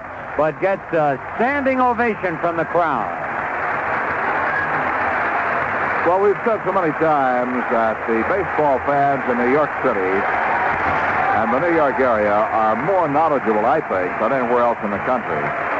And even though Cat cannot pick up a win tonight, the fans realize the trauma he's undergone this year, the injuries to the arm. They also realize that he has gone out there and done the very best he could. He's done a good job tonight, so he does get the standing ovation as he comes out. And Lyle will come on. While Lyle comes in to pitch, we'll pass along a few words on what's happened elsewhere in the Yankee organization. Out in the Pacific Coast League, the Yankees AAA Farm Club at Tacoma beat Vancouver 7-6 yesterday. The T-Yankees, as they're called out there, had 14 hits in the ball game, with Roy Steger hitting his 11th home run. He also had a single and 3 RBIs and drove in the winning run in the bottom half of the 9th inning. Gary Smith added his 10th home run. He also had a single and 2 RBIs. Jerry Narron hit a pinch hit home run, his 9th home run of the year. That was in the 8th inning, putting Tacoma ahead 6-5. Marv Thompson had a triple and 2 doubles. Bobby Brown had 2 singles and a double. Rich Anderson got the win in relief of Dave Racich. So how you like that, Scooter? In the Yankee AAA Farm Club, they've got another Bobby Brown coming along. Oh, all right. The other Bobby Brown was one of the best natural hitters I ever saw, Frank. He had 2 left feet. He was really a bad fielder, and Bobby knew it, but he could hit with the best of them. All right, elsewhere, West Haven beat Jersey City 6-4 with Ron Davis, who came to the Yankees, incidentally, in the Ken Holtzman trade. Ron Davis getting his 4th win against no losses in relief, pitching 3 scoreless innings. Jim McDonald had 4 hits, including 2 doubles. Dennis Sherrill added 3 hits and 2 RBIs. West Haven is now 18-4 in the second half of the season, with a 5.5-game lead in the Eastern League. Fort Lauderdale, behind a combined shutout by Stan Zaleski and Paul Boris, beat Fort Myers 1-0 yesterday. Oneonta was rained out with Geneva. All right, Sparky Lyle has completed his warm-up throws. And looks like Whitey Herzog has trotted out a pinch hitter for Pete Lecoq. That he has, Frank. It's John Watson, batting .286. 5 doubles, a homer, and 12 runs batted in. Good play by Heath on the first slider thrown by Lyle. It was down and in, and Mike had a lunge to his left to one-hand it. Runners at first and third. Yankees in front 5-2. 1 out. Throw to first base. Oh, he almost threw that over the head of Chambliss. Brett at third. McRae at first. Watson a right-hand batter. And Sparky's pitch, swing and a miss at a good slider. 1-1. Amos Otis on deck. Yankees in double play depth right now. And how many times we've seen a relief pitcher come on in a tough situation and throw that double play ball. Sparky to the belt. Swing and a foul back. Boy, that ball was well out of the strike zone, but Watson went after it, just didn't nick it. 1 ball, 2 strikes.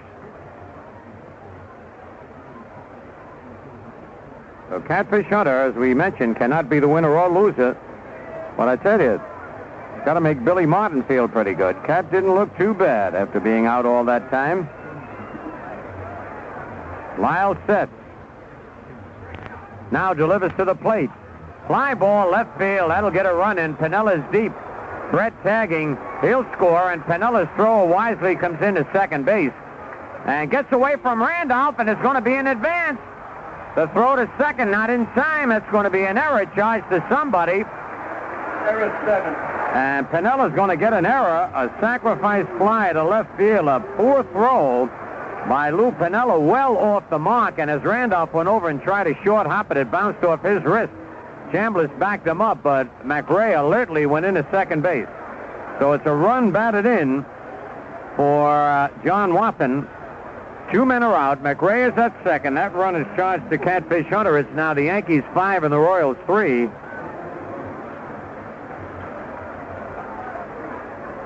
And the batter now, Amos Otis. I'll tell you, that Watson hit a pretty good pitch from Lyle. A slider right in on him, but he golfed it.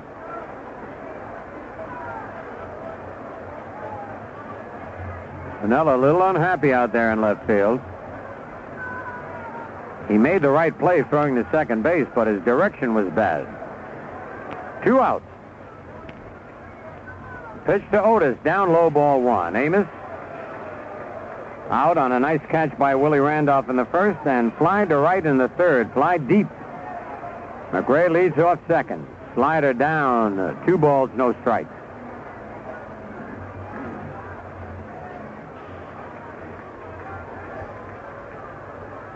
Well, the Royals have come back with 2 runs here in the top of the 5th to cut the Yankee lead to just 2 runs.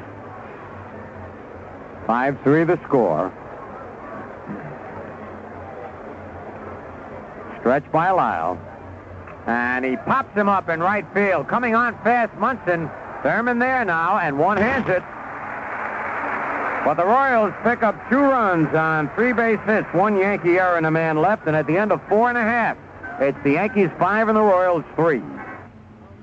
Cahoe's Tobacco Company has more to offer than the name implies. They carry one of the largest inventories of all Zenith products in the Tri-City area. Color and black and white TVs, table models, and console stereos and video cassette recorders. All TVs are delivered free of charge within the Tri-City area by servicemen who adjust each set specifically to your location. Cahoe's Tobacco Company has its own service department on the premises, and they therefore personally guarantee and personally stand behind each and every Zenith product they sell. 9-inch diagonal black and white Zenith battery-operated and portable black and white 12 and 19-inch diagonal TVs, Zenith portable stereo with AM/FM stereo radio, record player and cassette or 8-track tape with play and record, all available at Cahoe's Tobacco Company's everyday low prices. Stop in and check out all the Zenith products at Cahoe's Tobacco Company, centrally located in downtown Cahoe's at 60 Remsen Street. Open Tuesday through Saturday, 9 to 5:30, Monday, noon to 5. That's Cahoe's Tobacco Company. Hi, this is Pearl calling. Pearl Giblin tells us about a friend she calls long distance. I have a very dear friend in California, and we've been friends for many, many years. Since I have no brothers or sisters, why, she's the sister I never had, and we have to talk every once in a while. If she doesn't hear from me, why, she calls me. There's no better way to keep in touch than long distance. Long distance is the next best thing to being there. The Bell System.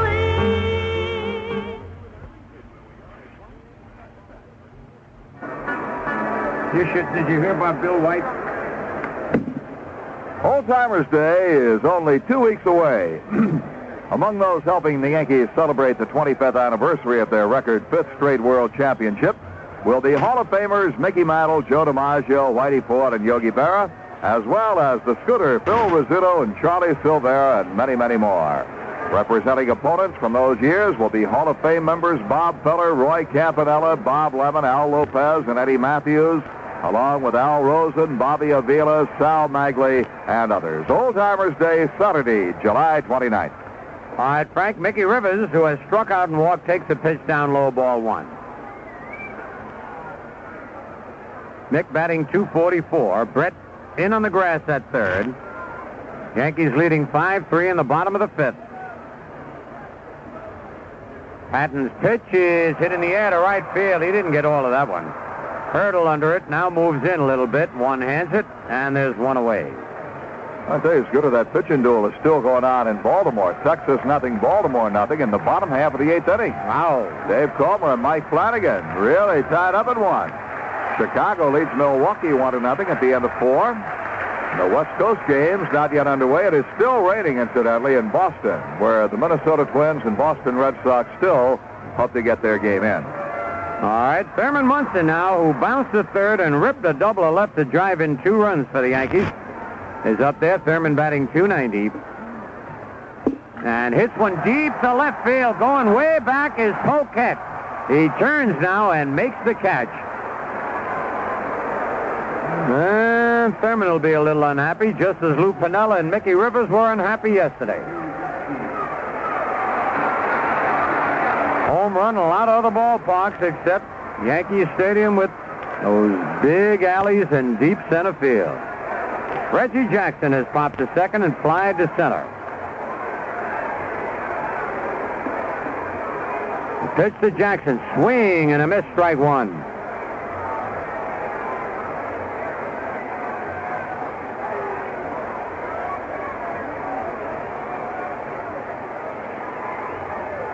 Low, and it's 1-1.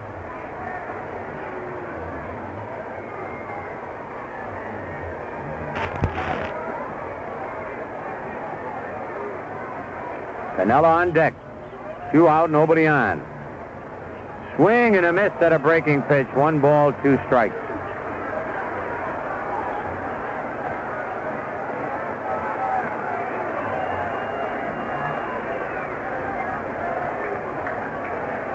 Patton winds, and it's down low. Evens the count at 2-2.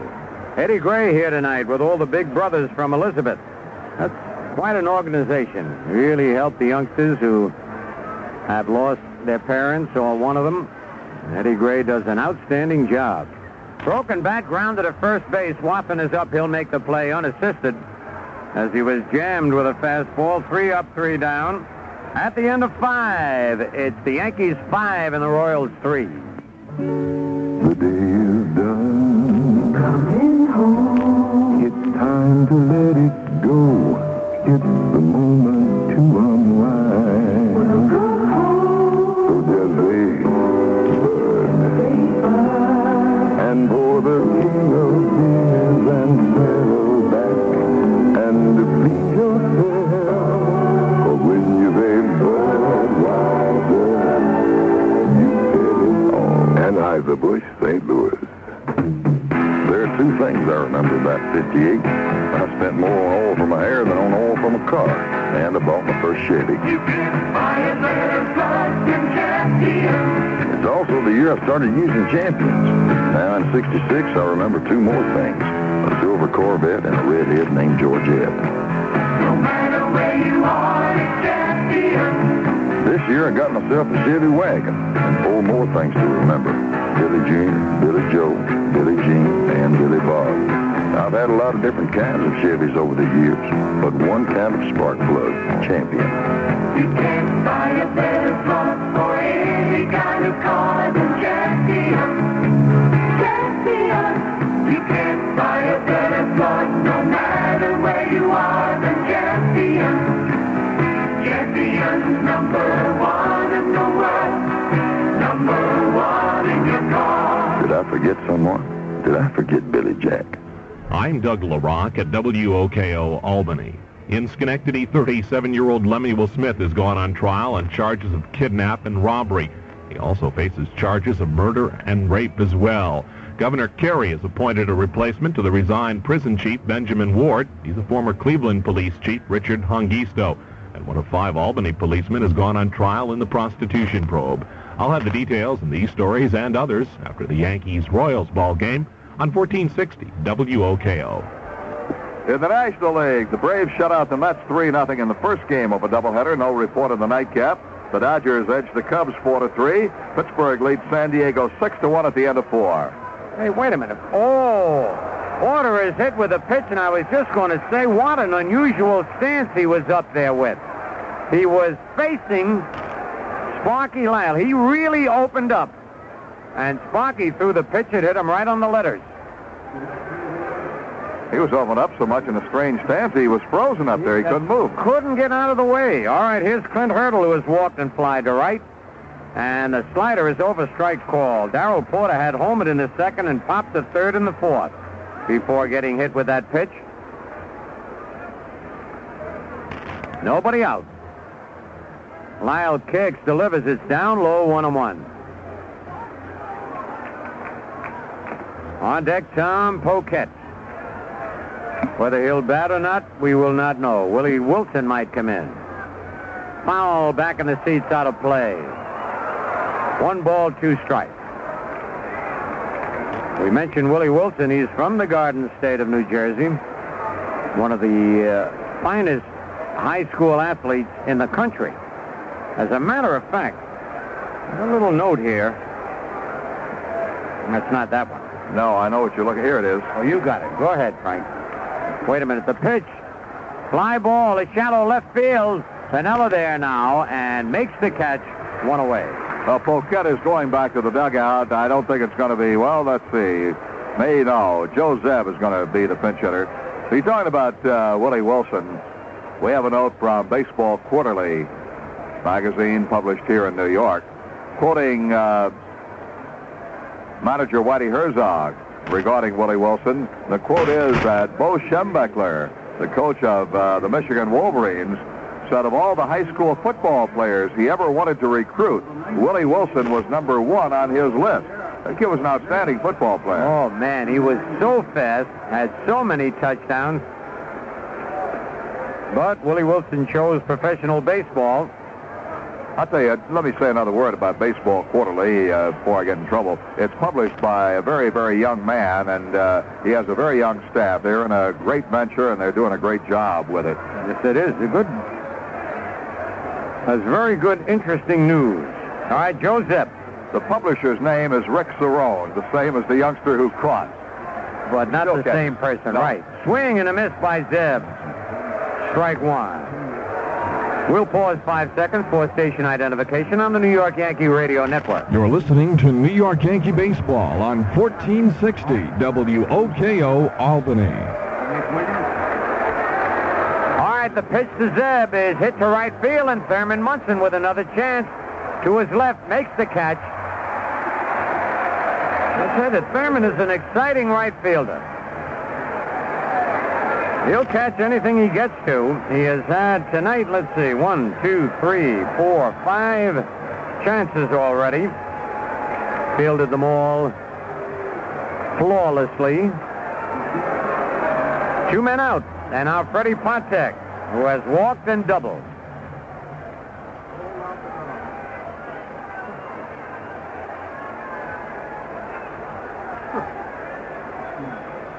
Beer. I don't know where they go. Lyle's pitch line right to Nettles, who one-hands it. So Sparky gets out of the inning after hitting Porter to lead off the inning. At the end of 5.5, Yankees 5, Royals 3. Listening to the Yankees here on OK Country or on your way to the Bronx to see the Bombers at the stadium, you know you're going to build up a big appetite. Nothing goes better with baseball than a Big Dom sub. Just as you never get tired of rooting for the Yanks, you'll never get tired of Big Dom subs. That's because there's so many delicious varieties to choose from, 37 in all. Whether you choose a mixed cold cut, a turkey, a shrimp torpedo, you know you're getting the best. Bakery fresh rolls, baked especially for Big Dom, are stacked high with garden fresh lettuce, tomatoes, and a filling of your choice. Big Dom makes those great hot subs, too. Meatball, sausage, veal, and peppers, topped with specially seasoned homemade sauces that make my mouth water just thinking about them. And be sure to try our brand new Little Joe Hot Deli Delights. 9 new sandwiches served hot on a sesame seed roll. Try Little Joe's hot barbecue beef with that tangy secret sauce. There's no way you can beat the great taste of a Big Dom sub or a Little Joe's Hot Deli Delight. But get the real McCoy at one of our 8 great Big Dom sub shops. If we had more locations, just like the New York Yankees, we'd be world champions too. Now, Vicozine Cream, medical formula for itching. You can buy a powerful anti-itch drug without a doctor's prescription. Vicozine, for the painful itching of your most sensitive skin. Powerful, use only as directed. Vicozine. X-Lax. You know you can count on its doctor-proven laxative ingredient. X-Lax. You keep it on hand in case of occasional constipation. You use it as directed. X-Lax. Are you sure it's in your medicine cabinet now? Joe Zeb, who batted for Tom Poquette, stays in the ball game to play left field for the Kansas City Royals. And the Yankees take a 5-3 lead into the bottom half of the 6th. All right, Frank, and Lou Piniella flied to left and then started the Yankee rally in the 4th inning when he singled to right field. That was the inning that Greg Nettles hit the 3-run homer. Patton's first pitch to Piniella breaks over the plate, strike one called. It'll be Piniella, Chambliss, and Nettles here in the bottom of the 6th. Outfield straight away on Piniella. And the pitch outside, 1-1.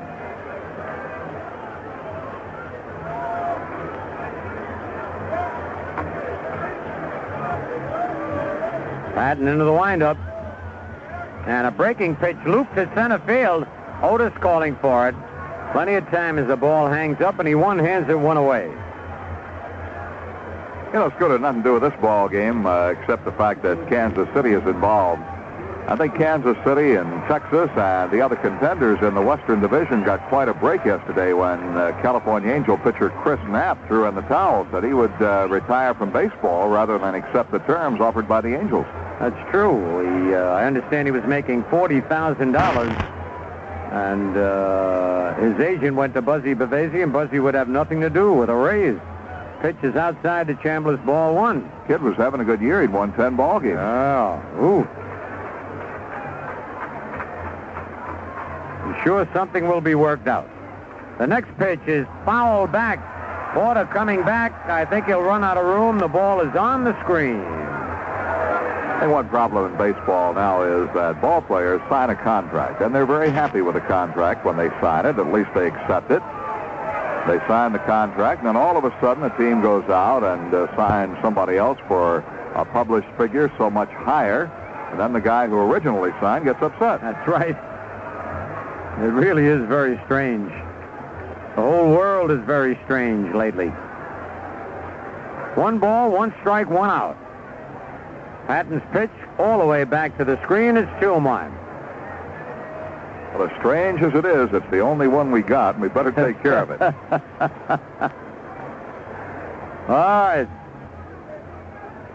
Patton looks in for the sign. His 2-1 delivery is looped to left field, but coming on Zeb, moving under it, and makes the catch there at 2 away. A little more activity out there in left field. Goose Gossage has started warming up in the Yankee bullpen in left. All right, Sparky Lyle definitely not the long reliever, but he's the guy that Billy Martin can bring in. I think, how many pitches you figure Sparky needs to get warm, Frank? 10. At the most. On a cold night. All right, here's a man having a hot night tonight. Greg Nettles has singled and scored and then hit a 3-run homer. 2 for 2, batting .244. 2 out, nobody on. Patton's pitch brushes Nettles back, ball 1. On a warm night, all Sparky has to do is sniff a little pine tar and he's ready. Rosin. Yeah, that's for sure. 1 or 2 pitches, he really is ready.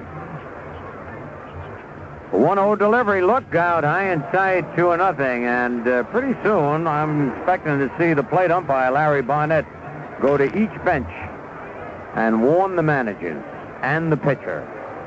The 2-0 pitch, low, ball 3, 3-0. And if Gossage is coming in, they better warn him pretty soon. Let's see if Nettles gets the green light. He's hot tonight, 3-0. The 3-0 pitch.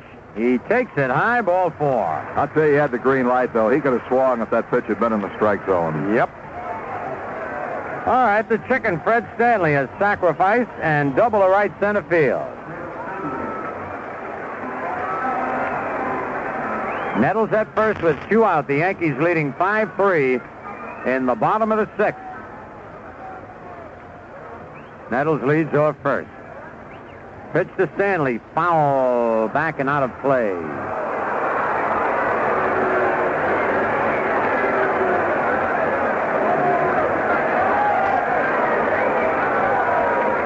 On deck, Mike Heath.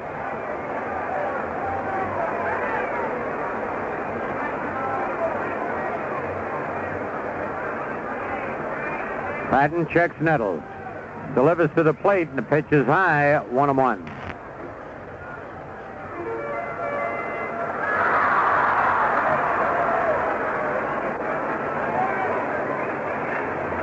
Patton comes down to the belt. He delivers, and a foul again back to the screen and out of play. That first foul ball came back in one of the boxes. That time it is grabbed by one of the fans in the super box. First time it came back, a young fellow down there didn't catch it, and now he's explaining to his girlfriend why he didn't catch it. Now, if she likes him, she'll pretend she believes him. All right, here's the pitch. A little looper. White going back, though, and makes the catch backing up. Nothing across, a man left, and at the end of 6, it's the Yankees 5 and the Royals 3. This portion of New York's finest baseball is brought to you by Specs, New York's finest athletic shoes. You know, when it comes to athletic shoes, Specs are a sure thing to take the Triple Crown again this year. best performance, styling, and durability. Whether you're into basketball, tennis, running, or just hanging around looking good, you should be into Specs. Catch up with the Specs athletic shoes at over 600 fine stores in and around New York City. When you step into your Specs, you're ready to step out. The day is done. Coming home. It's time to let it go. It's the moment to unwind. We'll go home. So just say bud. And for the king of beers, and settle back and be yourself. No matter what you do, no matter when or where, you know a glass of bud is like an easy chair when you're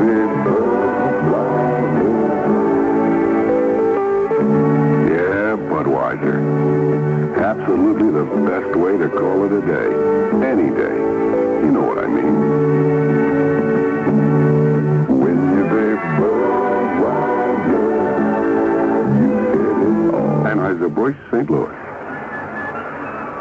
Okay, top of the 7th inning, Rich Gossage in relief of Sparky Lyle. Big right-hander. Score, Yankees 5, Royals 3. Frank? Hi, Fran Healy, and we're going to have Goose Gossage coming on to pitch now for the Yankees. Pretty good move by Billy Hunter, or rather by Billy Martin. Catfish Hunter started the ball game. Billy had to take him out in the 5th inning, brought Lyle in for 1 2/3. He hit a batter, and that was it. No walks, no strikeouts, no hits, and no runs off Lyle. Billy Martin brought Lyle in to pitch 1 2/3. Now, with a day off tomorrow, he knows he can go with Gossage and still have him ready again for the Minnesota series, and Lyle the same way. So, pretty good strategy right there on Billy Martin's part.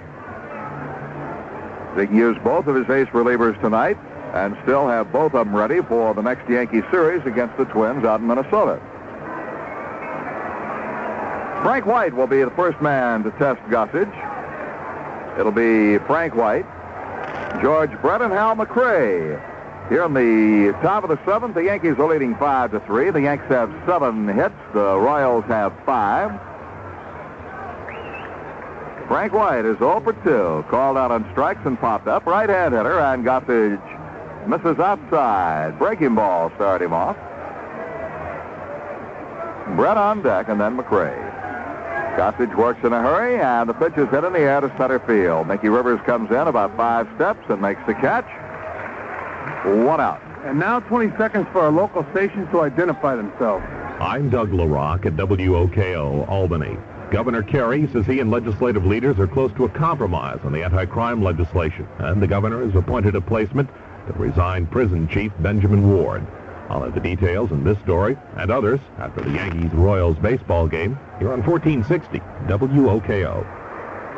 George Brett fouls the first pitch back in the upper deck, strike 1. Brett is flied to left, grounded out to second, and single to right center. He has scored a run. Left-hand hitter, and Gossage gets the pitch right over. Took something off of it. Brett was looking for the fastball, and Gossage took a little bit off. Brett let it go by. 0-2. They play Brett up the middle. He bounces this one foul outside of first. Frank, a lot of the experts feel Gossage would be more effective if he had a off-speed pitch, but it's difficult for him to throw that off-speed pitch. He usually comes in a crucial situation into the game and has to go with his bread-and-butter pitch, his fastball. He uses it and strikes Brett out. Swing and a miss. So there are 2 down here in the 7th, and Hal McRae will step in. And on the American League scoreboard, Baltimore and Texas, no score after 8.5 innings. Dave Comer for Texas, Mike Flanagan for Baltimore. Chicago 1, Milwaukee nothing after 4 innings. Breaking ball to McRae is low and outside. McRae, right-hand batter, has gone 2 for 3. Had an infield hit, grounded out to short, and single to right. He fouls this one back up in the upper deck on the right side. Of course, it's raining in Boston. That's Minnesota at Boston. In the National League, Atlanta 3, New York nothing. The first game of a doubleheader. That's the final score. In the second game, New York won Atlanta 0 after 2 innings. Los Angeles 4, Chicago 3, a final score. 1-1 pitch is high off the mitt of catcher Mike Heath, and it sails to the backstop. I said McRae had an infield hit. He had a smash right at the feet of Fred Stanley, kicked off his glove and did go on into left field, so it wasn't technically an infield hit.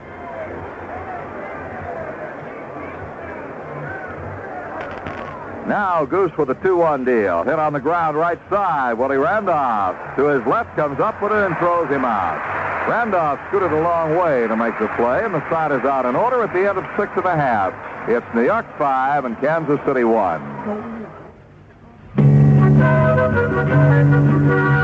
We'll get you there quickly. We'll take you where you want to go. Convenient service, air cushion ride. No parking hassle, go satisfied. We're really fortunate in the Capital District to have so many excellent museums, most of them very easy to get to on CDTA buses. The State Museum at Empire State Plaza, the Rensselaer County Historical Society, and the Junior Museum in Troy, the Schenectady Museum on Knott Terrace Heights, the Albany Institute of History and Art. CDTA can take you to all of these and others, too. Museums are fun, and the Capital District has some of the best museums anywhere. Take a CDTA bus to the museum and have all the fun without traffic or parking headaches. CDTA, it's a whole new trip.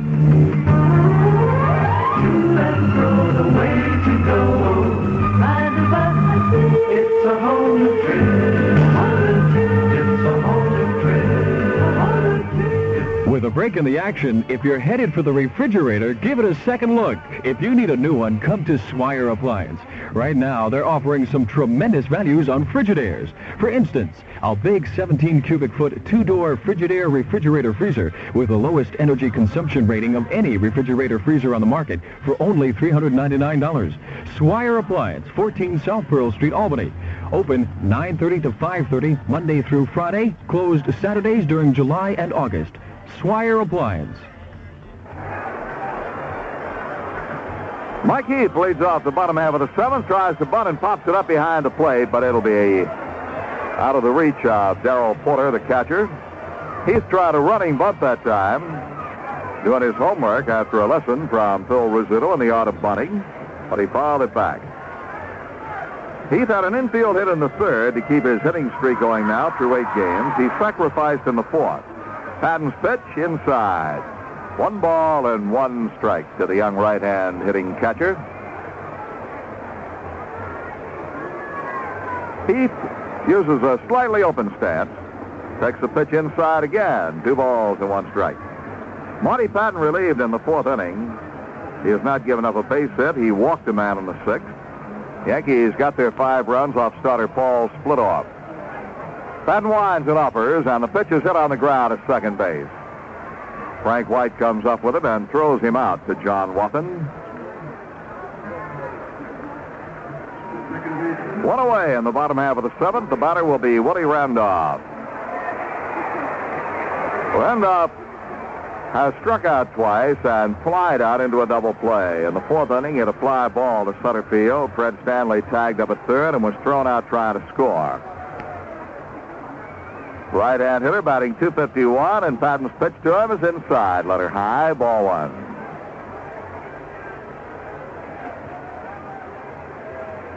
Pretty good crowd on hand here at the stadium again tonight for the ball game. 1-0 pitch, swing and a miss. Tried to check it but could not. 1-1.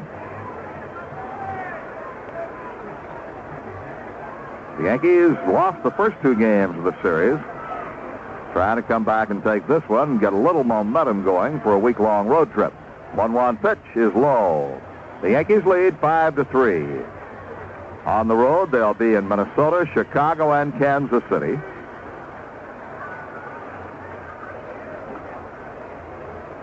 Returning a week from Wednesday against the Cleveland Indians. With a Thursday afternoon doubleheader against Cleveland here at the stadium. 2-1 pitch from Patton to Randolph, hit on the ground right side. Frank White gets to this one. The second baseman makes his throw in time, and there are 2 down.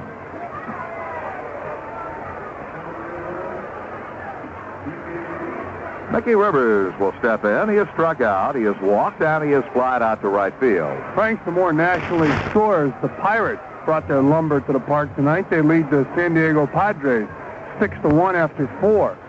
Montreal 6, Cincinnati 2 after 4. Rivers takes a strike. San Francisco 6, St. Louis 2 after 5 innings.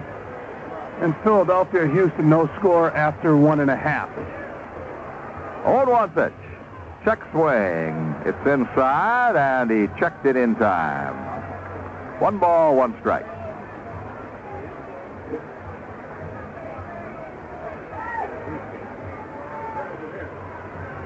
Two outs, none on. 1-1 pitch. Line toward the right field corner. It is a fair ball. The ball is in play. Rolling around the corner. Rivers on his way to second. The throw comes in not in time. Ball rolled around the right field corner. Hurdle played it as it came out of the circular area.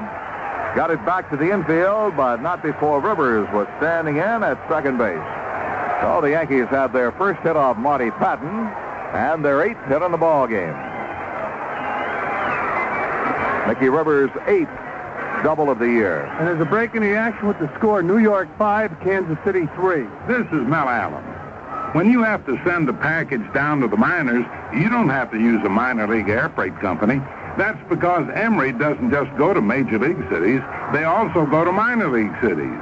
Emery, the Air Force in air freight. 7 Munson now with a chance to drive on another run. He drove in the first 2 Yankee runs with a bases loaded double in the third. He takes a swing and fouls one upstairs on the right side.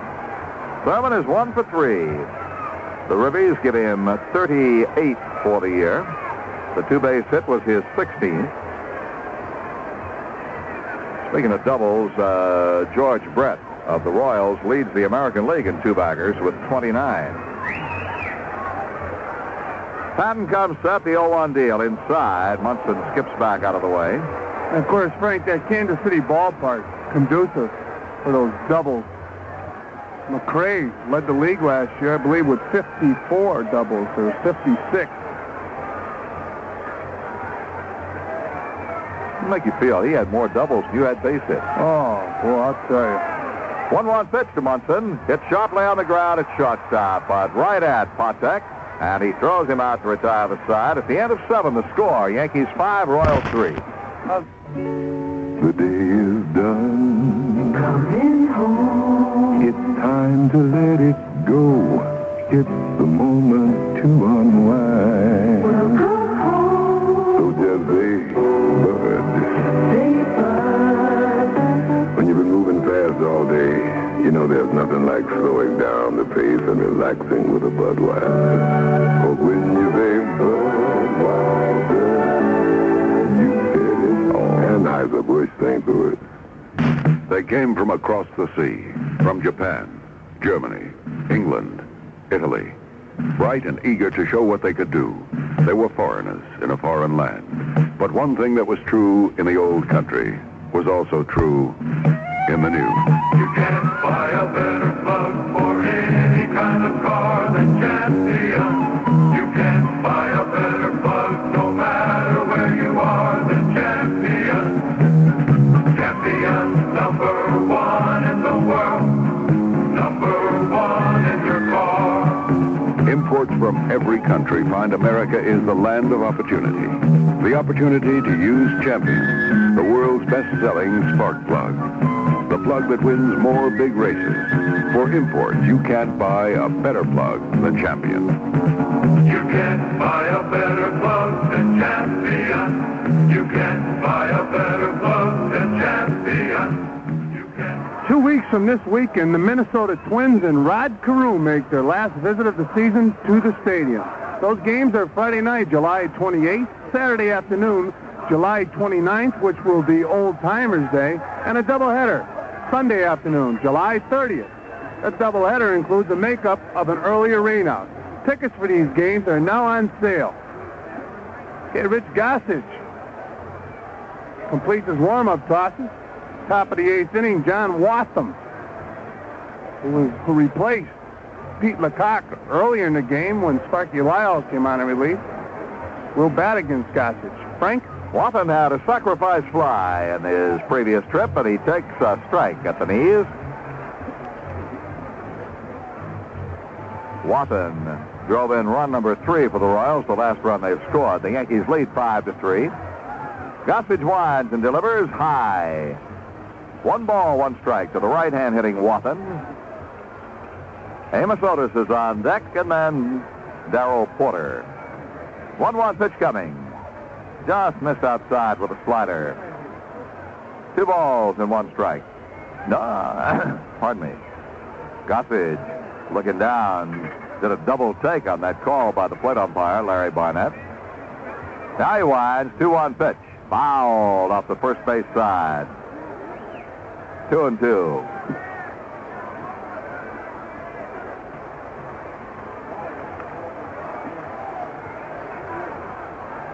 Next Yankee ball game will be Wednesday night against the Twins in Minnesota.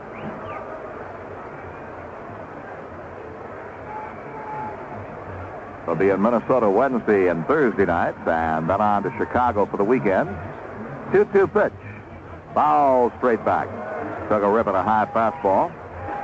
Then the Yankees visit Kansas City before returning a week from Wednesday against Cleveland.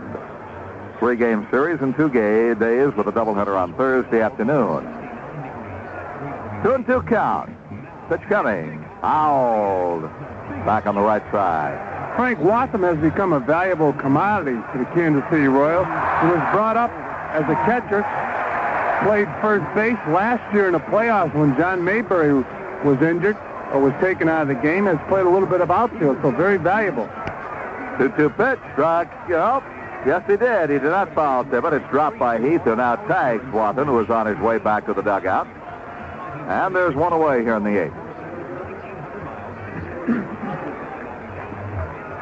That is the second strikeout for Gossage. Who's trying to save it for Sparky Lyle, who is the pitcher of record.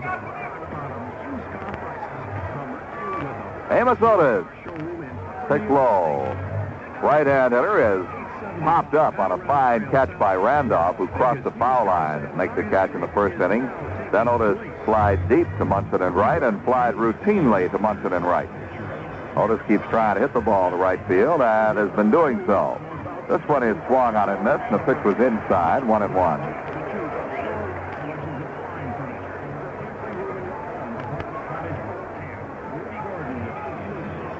Otis hit a right field homer yesterday, which was the big hit in the ball game. Now Gossage works, and the ball is hit on the ground at second base. Nice hop for Willie Randolph, who throws him out easily. There are 2 down.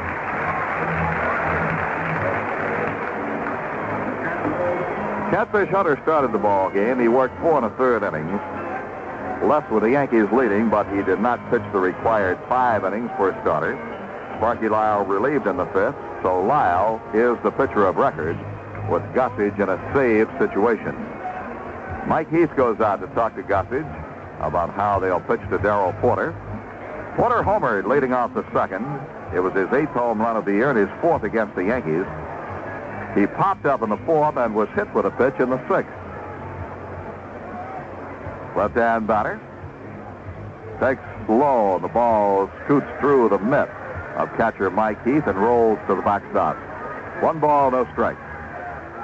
The on-deck batter is Clint Hurdle. There are 2 outs as Gossage winds and uppers. Swing and a miss on a fastball, and Porter was trying to hit that one completely out of the ballpark. He had a big rip at it. The 1-1 delivery, low, 2 balls and a strike. As Darrell Porter told us in the pregame interview, he had to overcome personal problems, which made baseball secondary to him for a while, but overcame the problems and now an outstanding player. Pitch is inside, ball 3. And Frank, right here, we're watching power against power, a very good fastball hitter facing a hard-throwing right-hander. All right, the 3-1 pitch to Porter. He rips it foul outside of first. The count is full, 3-2. A couple of fans scramble for the baseball, and both of them tumble onto the playing field. Come on, fellas, you're too big to be rolling out there in the dirt. 3-2 pitch to Porter. Line to right, base hit. Munson over to field the ball, and Porter is on with a 2-out single, his second hit of the ball game. Frank in the Kansas City bullpen, right-hander, Randy McGillivray. If you say so. Here's Clint Hurdle. Left-hand hitter has walked, fly to right, and fly to left. Gossage deals, and he nubs one just past third baseman Nettles' base hit down into left field. Porter is on his way to third, and the throw goes to second. He is safe at second. Greg Nettles signaling to Lou Piniella to throw the ball to second. They had a shot at Hurdle. They did, but he slid in, just beat the tag by Willie Randolph. A two-base hit. Porter at third, Hurdle at second. The tying runs are both in scoring position. Left-hand hitting, let's see. Steve Braun. Steve Braun is up there. Braun, as I recall, has been a very good hitter against the Yankees in his career. Another good fastball hitter. Had his problems in Seattle, was playing irregularly in Seattle. I talked to him before the first game here in Yankee Stadium. He said that he's been working with Charlie Lau, trying to hit the ball the other way, and it's helped him out a great deal. Of course, I've said it often that this is the most difficult job in baseball, pinch hitting. And that ball Hurdle hit off of Gossage. Many of the left-handers will hit Gossage that way because Gossage is overpowering. They'll swing late, hit that ball down the left field line. The same goes for the right-hander. He'll swing late on that fastball and hit it down the right field line. And here in Yankee Stadium, it could be fatal. Of course, Gossage has been hurt a number of times by left-handers hitting to the off field and slicing the ball into the seats. And now let's take 5 seconds for station identification on the New York Yankee Radio Network. You're listening to New York Yankee Baseball on 1460 WOKO Albany. Steve Braun is out of Trenton, New Jersey, and they're going to put him on. They go against the book. They put the go-ahead run on with an intentional walk.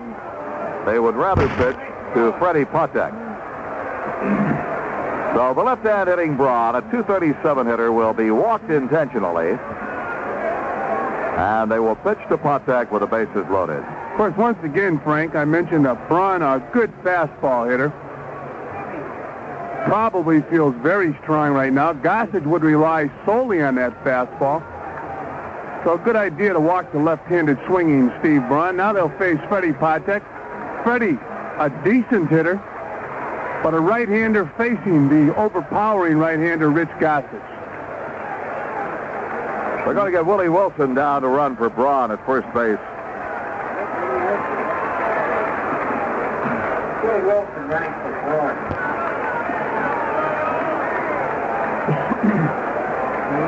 So Patek, a dangerous clutch hitter, is up with the bases loaded and 2 outs. Patek has walked, doubled, and lined out to third baseman Greg Nettles. The bases loaded, 2 down, full windup, and the pitch on the outside corner, strike one. The on-deck hitter is Frank White. The Yankees are leading 5-3. Royals have the bases loaded and the pitch way outside, backhanded by Mike Heath. Darrell Porter is at third, Clint Hurdle at second, and Willie Wilson at first. Wilson, who has outstanding speed, represents the go-ahead run. 1-1 pitch coming. Breaking ball low outside. Frank, right-hander Dick Tidrow throwing in the Yankee bullpen as young Mike Heath goes out to talk to Rich Gossage.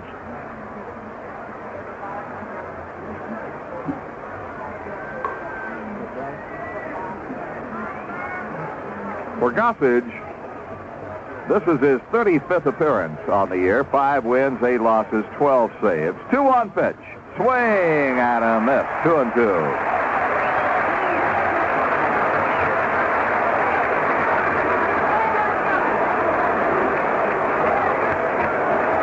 Potek has stepped out. Now back in again. 2 balls, 2 strikes, 2 out, 3 on. The pitch to him, struck him out, swinging to retire the side.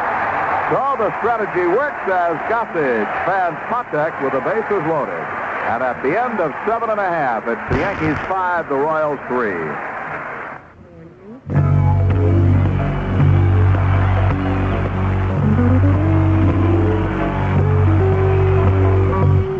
Rise above the crowd. Be more than just another cheering fan. Be an expert.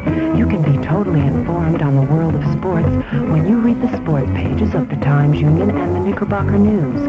We bring you complete coverage of Major League Baseball with special emphasis on the Yankees, Mets, and the Red Sox. We also keep a watchful eye on the local high school and college scene. Our reporters specialize in news of your favorite sports. Nationally syndicated columnists like Mickey Charles, Dick Young, and Jimmy the Greek add another dimension of expertise. You'll get analysis, projections, personalities, predictions, scores, and statistics. Everything you need to rise above the crowd. Be an expert with the sports pages of the Times-Union and the Knickerbocker News. For home delivery, call 454-5454.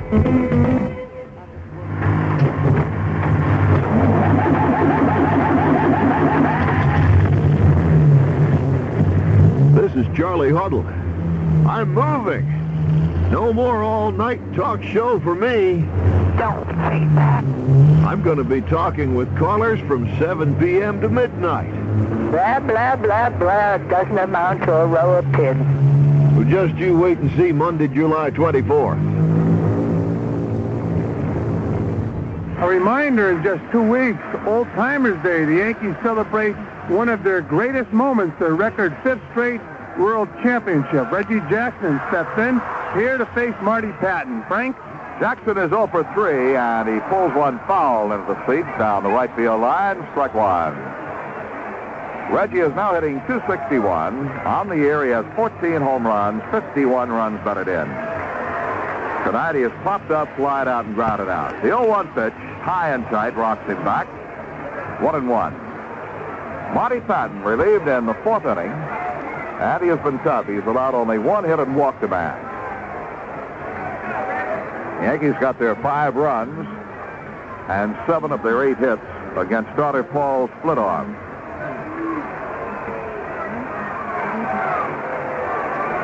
Jackson stepped down. Now Patton goes for the rosin bag.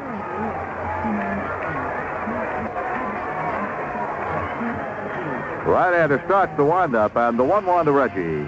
Low, 2 balls and a strike.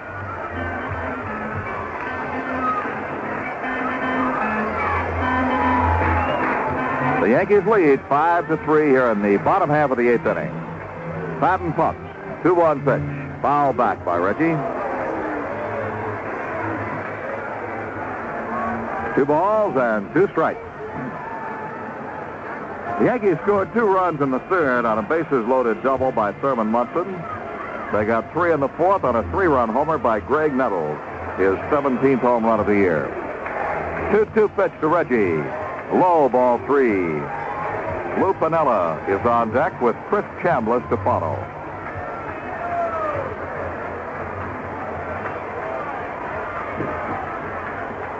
Patton starts the wind. 3-2 to Jackson. Walked in. Ball 4 is up high. So the Yankees get the leadoff man on base.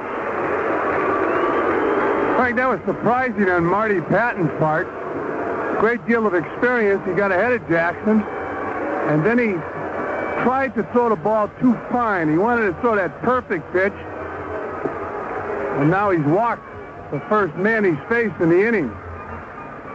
And when you walk that first man, or the first man gets on base, you have a number of options. The hit and run, the stolen base, the bunt. Very important to get that first out of each inning.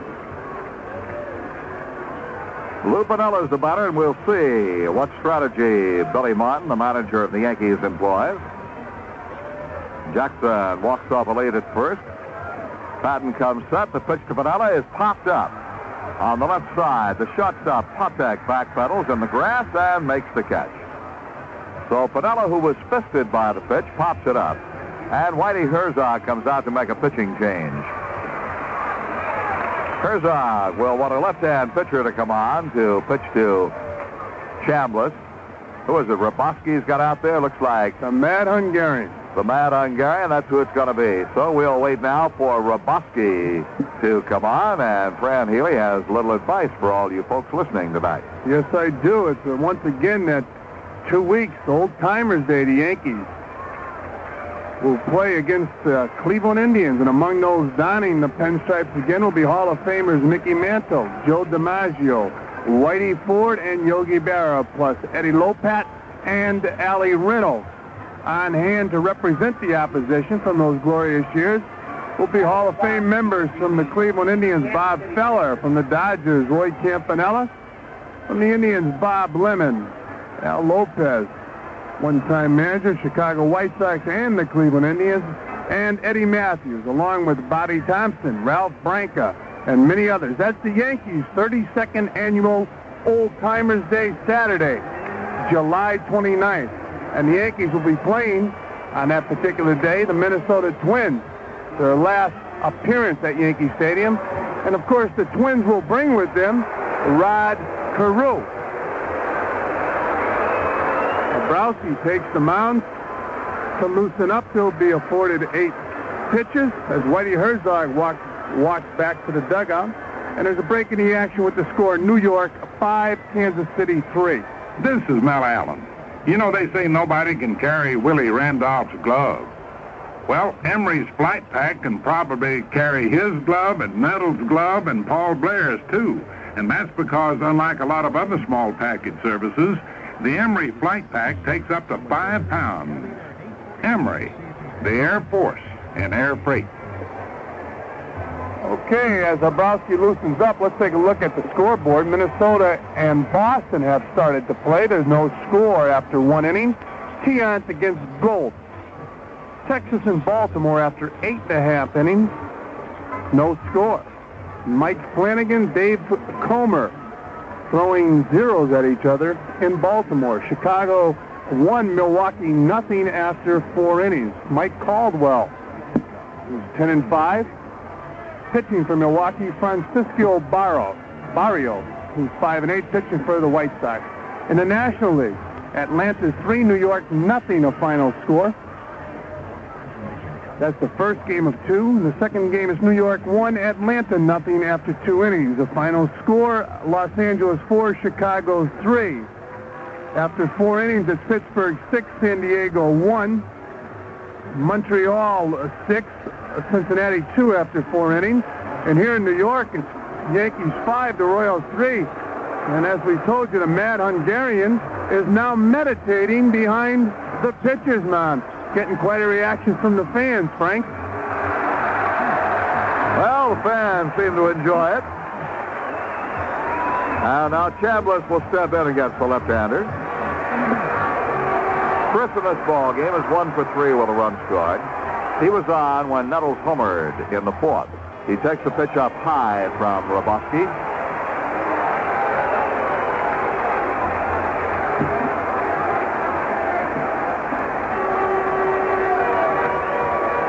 Roboski peers into the sign, checks Jackson at first, and the 1-0 pitch.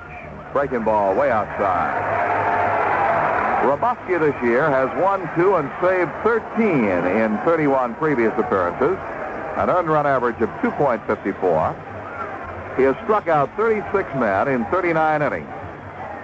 Outstanding relief pitcher, and he gets Chambliss fouling one off the tip end of the bat over into the third base dugout. 2 balls and a strike. Roboski's big pitch is his fastball. Hunches his shoulders as he peers in for the sign. Very short neck. His head sits almost right on his shoulders. And the 2-1 deal. Low fastball makes it 3-1. 3 balls, 1 strike. Potak and White jam up the middle on Chambliss. The left fielder, Willie Wilson, is shaded over toward the foul line. They do not figure Chambliss to pull the ball. The right fielder, Hurdle, moves over toward the gap in right center. 3-1 pitch now to Chris. Here it comes, and he hits it on the right side, and a nice play by Frank White, who straightens up and throws him out. Frank White dove to his left for the ball, got it on the edge of the outfield grass, scrambled up to his feet, and threw to first in time to get Chambliss Jackson down to second. That young man, Frank White, has as much range as any second baseman in baseball. He's had a couple of sparkling plays out there tonight, as he does every night. Robosky is meditating again. Greg Nuttles is the batter. Look at Nuttles. Greg wants the second base umpire now to move. I'm waiting for a hitter, and whenever it does it would be Nuttles. As Robosky steps off and talks to the ball and meditates, I want to see a hitter step out and start talking to his bat and meditate a bit. Spin around, take the play away from Robosky a bit. Frank, it's a great act. It's great for baseball. There's only one problem, is you have to be successful to put on an act like that. If you're not, you're going to have your problems with not only your opposition, but also your teammates. Robosky had a little chat with his catcher, Darrell Porter. Now Nuttles, who had been conversing with the plate umpire Larry Barnett, steps back in. Jackson at second, 2 outs. The Yankees lead 5-3. The stretch and set by Robosky, and the pitch to Nuttles is inside.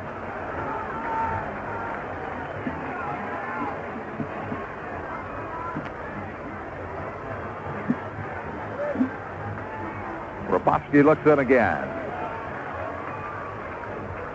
Ready to work. 1-0 delivery. Overhand fastball is popped up out behind second. Backing up, Patek, the shortstop, looks up and makes the catch to retire the side. At the end of 8, the score, New York 5, Kansas City 3.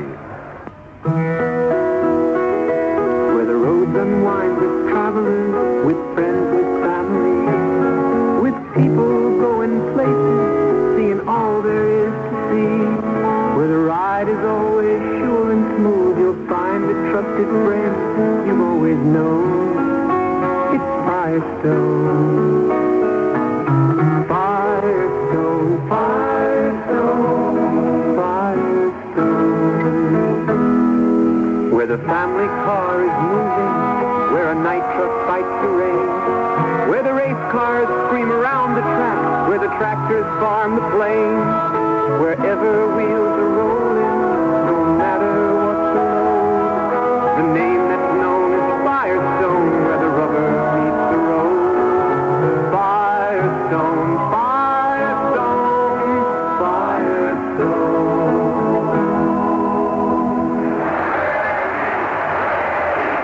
Listen to that crowd, Phil, shouting for their hero, Reggie Jackson, the first man ever to hit 5 home runs in one series.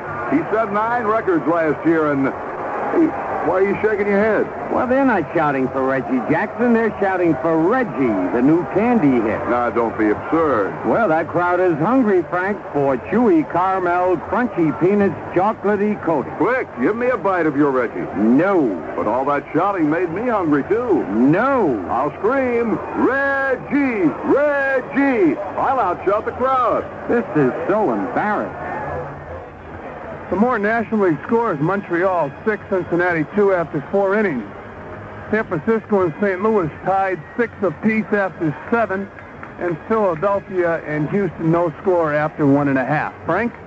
All right, we go to the 9th inning. Frank White leads it off, and the first pitch to him is inside from Goose Gossage. Right-hander winds and deals again, and White takes a strike. 1-1. The Yankees lead 5-3. Following White will come Brett and McRae. Gossage offers. White swings and misses. A ball and 2 strikes. Gossage came on to pitch beginning the 7th inning. Catfish Hunter pitched 4 1/3. Sparky Lyle 1 2/3. Sparky is the pitcher of record. The 1-2 deal, bouncing ball to third. Nettles backs off for the second hop. Pardon me, and throws him out. White is retired, 1 down, and now the top of the batting order. George Brett with Hal McRae on deck.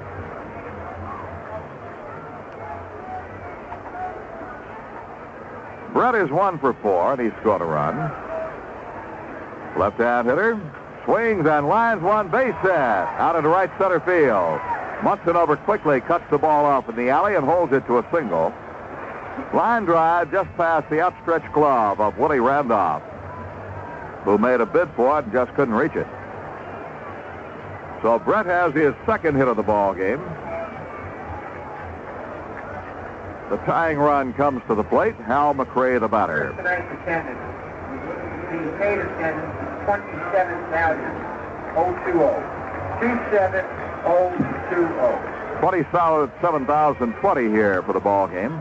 McRae takes the pitch up high, ball 1. McRae is 2 for 4. Right-hand batter.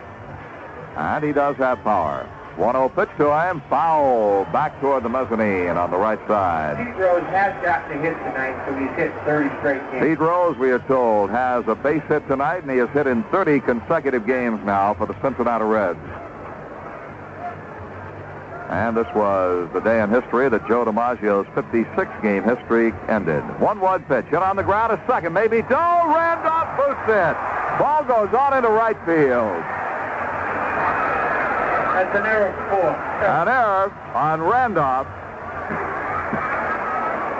Just tried to save Fran. A ground ball to the right side. Could be 2. It's been a tough double play to make, but it kicked away from Randolph into right field for an error. And now the tying run is on base with runners at first and third. Frank, if Randolph steals the ball cleanly, Willie's an excellent second baseman, makes that play at second base, I'm sure it would have been a double play. Of course, the ball bounced off his glove, up over his shoulder, and into right field. I don't know whether it took a bad hop, whether he might have been just too anxious to try to make the double play. I don't know. They're going to get a runner, they're going to get a runner down there at first base for McRae. Many times it's difficult to tell whether or not it takes that bad hop. It's only the infielder can tell. Of course, you have to score up here. It's a long way down there to get a good look at the ball. UL Washington will be the base runner for Hal McRae.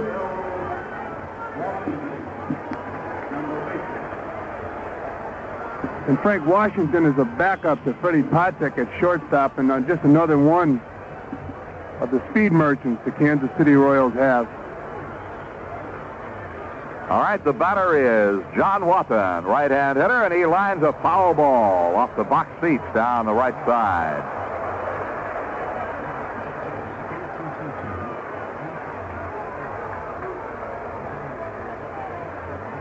Whitey Herzog not going with a pinch hitter. I doubt that he has a left-hand hitter left over there. Pitch is grounded and through the right side. Base hit into right field. Here comes Brett in to score. UL Washington stops at second. And the Royals have closed within 1 run on a right field single by John Wathan.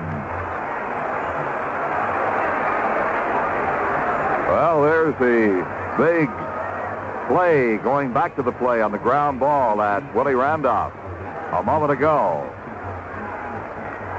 Had they not gotten the double play, certainly they should have got the lead runner out of it. And now that lead runner that should have been gotten is sitting in the dugout, having scored run number 4, and Billy Martin's out at the mound. And Frank Bob Kmeyer, right-hander, loosening up in the Yankee bullpen. Steve Mongoria, left-hander, up in the Royals bullpen.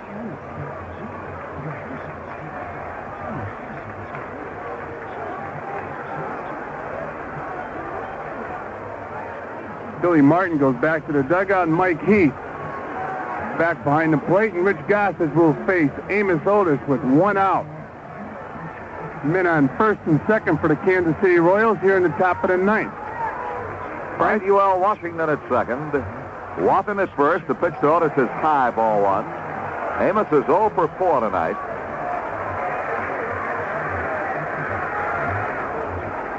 Otis every time up has hit the ball to the right side. He has not pulled anything. He has popped up to Randolph, flied twice to Munson, and grounded out to Randolph. Gossage deals out a line drive, base hit into center field. Will tie this ball game up. UL Washington steaming home and scores standing up.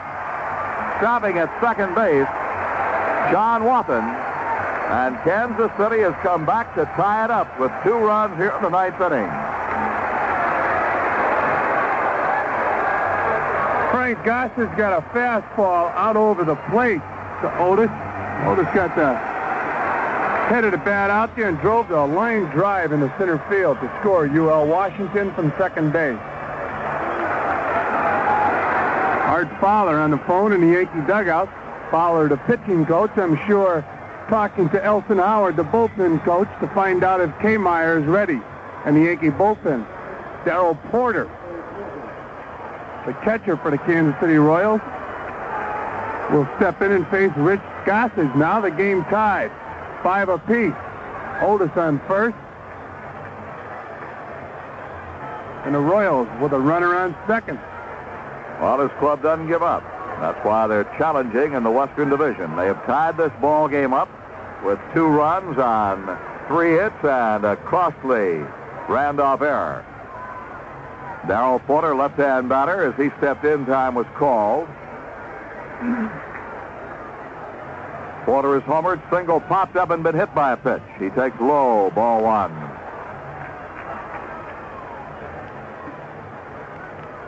Runners at first and second, Wathan at second, Otis at first. Gossage sets, 1-0 pitch. Head on 1 hop, Randolph has it, flips to Stanley out at second, back to first, they get the double play. That was a tough ball to play. That was tougher than the one Randolph made the error on. Smash came up to him on a short hop, but he played it beautifully to start the double play and retire the side. The Royals tie it, though, and at the end of 8 1/2, it's the Yankees 5 and Kansas City 5.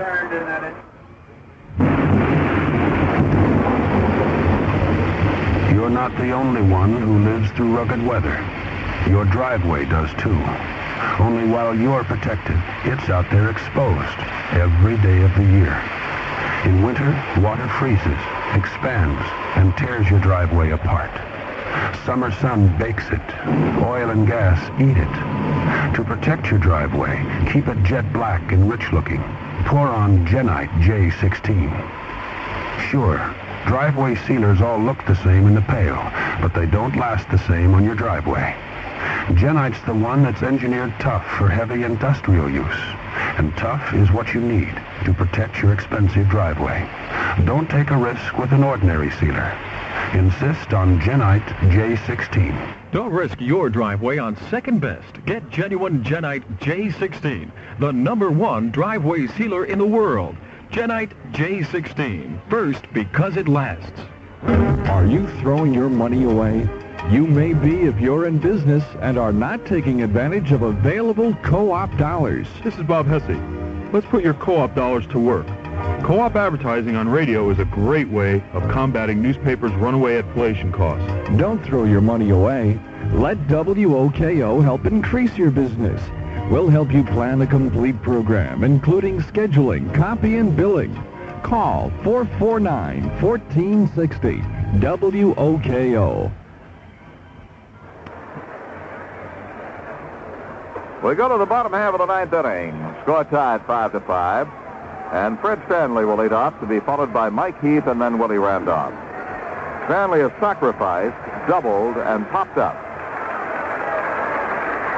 After his double, he was thrown out at the plate, trying to score from third on a fly ball to center. Amos Otis made a fine throw to nail him. Right-hand batter hitting .240. Roboski winds, and the pitch is high for a ball.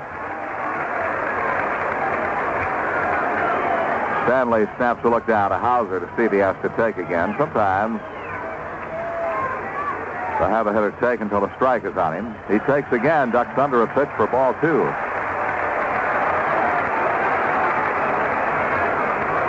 Again, the quick look down at the third base coach. Al Roboski. Left-hander has his sign from Darrell Porter. Swings to the windup, and the pitch is low. Ball 3. 3 balls and no strikes. Frank, this is a situation in which the pitcher knows the batter will be taking from the moment he steps to the plate, and a lot of times it's more difficult to throw that strike when you know the batter's taking. Well, Fred will be taking at least 2 more. Strike on the inside corner. Stanley spun away that time, trying to induce ball 4. He's very tricky up there. He'll duck under belt-high pitches. Now the count is 3-1. Roboski offers high, ball 41. Now we'll see if Mike Heath remembers the lesson he learned from Phil Rizzuto on bunting the ball. And the Yankees, Frank, are going to take no chances. Third base coach Dick Hauser runs up to Mike Heath to tell him what Billy Martin wants him to do. Of course, Gene Michael has a sign with Billy Martin also, and he will tell Fred Stanley. Heath has bunted once in the game for a sacrifice. He has a base hit. He squares and takes inside. Took the bat away from an inside fastball. We'll pause quickly for station identification on the New York Yankee Radio Network. You're listening to New York Yankee Baseball on 1460 WOKO Albany. Dick Hauser flashing signs. Now Mike Heath goes down to talk to Hauser. Frank, on that last pitch, George Brett was very close to Mike Heath. And I'm sure Billy Martin is extremely concerned. They probably have told Mike if he comes that close again, take a rip at the ball. Of course, right now he wants that first baseman to field the bunt. Brett comes down the line. He squares, pops it up, foul over toward the dugout, and out of play. Watson made a valiant effort. He made a sliding dive for it, but could not catch it. The ball hit right in front of the Yankee dugout. I would have to think Roboski, with that good fastball that moves well, would be tough to bunt against. He would, of course. If he gets it down, it's a good pitch to bunt, but you get that ball from the belt up, it's a tough pitch to really get on top of. In fact, the ball down is out of the strike zone, below the kneecap. Good pitch to bunt. Of course, a lot of hitters react to the strike zone. They pull that bat back. All right, the count is 1-1. Brett comes down the line again. Stanley leads away at first. Tie ball game, 9th inning. The set by Roboski, the left-hander's pitch, and Stanley is going and bunted foul over into the Yankee dugout. That time they had the run and bunt on, and he bunted foul. 1 ball, 2 strikes. Right now, Dick Hauser motioning to Billy Martin for another sign. What do you want me to do now? Should he bunt with 2 strikes, or should we let him swing the bat? Billy not very happy in the dugout. Billy feels, and rightfully so, everybody should be able to bunt. The 1-2 pitch is coming, and it is looped to the second baseman, Frank White. He lets the ball drop. Picks it up, throws to second. Now back to first, not in time. That time they're trying to catch the rookie asleep. Trying to catch Mike Heath asleep, hoping he would not run it out. Frank White let it drop, made the play to second base to get Fred Stanley. The throwback to first, though, did not get Heath. Frank, I'm sure that White feels that the catcher would be slower afoot than the shortstop, Fred Stanley. But in this case, he's wrong. Mike Heath runs very well. I was going to say, he had that in mind. I think he thought that Heath might be so disgusted with himself after fouling off 2 bunts and popping the ball up that he might not even run it out. But Heath did wisely run it out, so he is on. They have the lead runner, Stanley. Heath at first, 1 out. Randolph, the batter. Willie takes low and in, ball 1.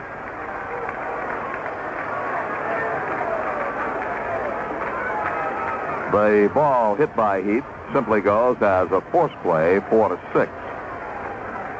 Roboski comes set, and the next pitch. Randolph takes high this time. 2 balls and no strikes.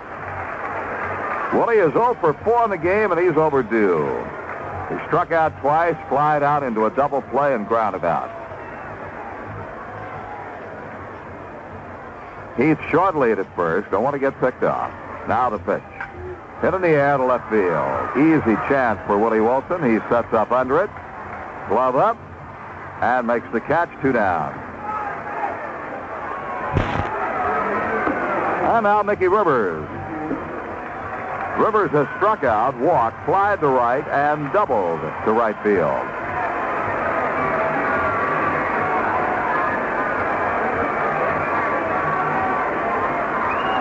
Gene Michael has a little talk with the base runner at first, Mike Heath. There are 2 outs, and Heath will be running if Rivers makes contact with a pitch. Rybowski went through his act, slammed the ball in the glove, now paused at the mound. Looks in to Porter for the sign. Brett plays Rivers in on the grass at third. Rybowski comes set. Here's his pitch inside. Ball 1. The score is tied 5-5 here in the bottom half of the ninth. The Yankees got the leadoff man, Stan Leon, but now there's a runner at first with 2 outs. Heath, the base runner. Rybowski shakes off a Porter sign, gets something else. 1-0 deal. Curveball gets the outside corner. 1-1.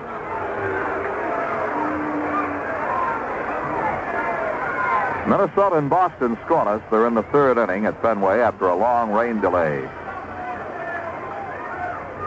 Rybowski peers in, now ready. Drops the hands. 1-1 pitch to Rivers. Sidearm pitch popped up, playable down the third base line. Here comes Brett in foul territory, makes the catch as Rybowski almost tackled Darrell Porter to keep him out of the play. The side is retired at the end of 9. It's the Yankees 5 and the Royals 5. Hey, Frank, let's talk about Reggie. Well, Bill, the man's great. He had 5 home runs and 1 World Series. Frank? He set 9 new records. No, Frank. Yes, he did, and he tied 4 others. No, Frank, I meant let's talk about Reggie, the new candy hit. You've only got 44 of them in your pocket. Oh, you mean this, Reggie? Well, they're great, too. I love that chewy caramel, those crunchy peanuts, that smooth chocolatey coating. But, Frank, 44 of them? Why not? If they're good enough to be named after Reggie Jackson, they're good enough for me. Too good, Frank. The day is done. Coming home. It's time to let it go. It's the moment to unwind. Welcome home. So just say bud. Say bud. And for the king of beers. And settle back and be yourself. No matter what you do. No matter when or where.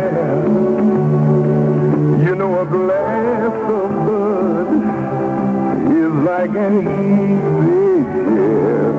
When you say Budweiser, you said it all. When you say Budweiser, you said it all. When you say Budweiser, you said it all. Anheuser-Busch, St. Louis. Clint Hurdle swings on the first pitch and fouls it outside of first. Strike 1. Hurdle, left-hand batter, doubled back in the 8th inning. He's also walked and flied out twice. Gossage works. Hurdle bounces another one foul outside of first. Frank, on a Major League scoreboard, Minnesota and Boston no score after 1 inning. A rain delay holding up action in Boston. No score, Texas and Baltimore after 8.5.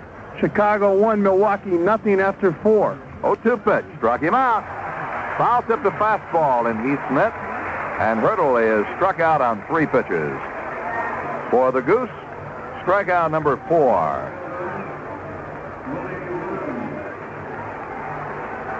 Willie Wilson now will bat for the first time since going out to play left field.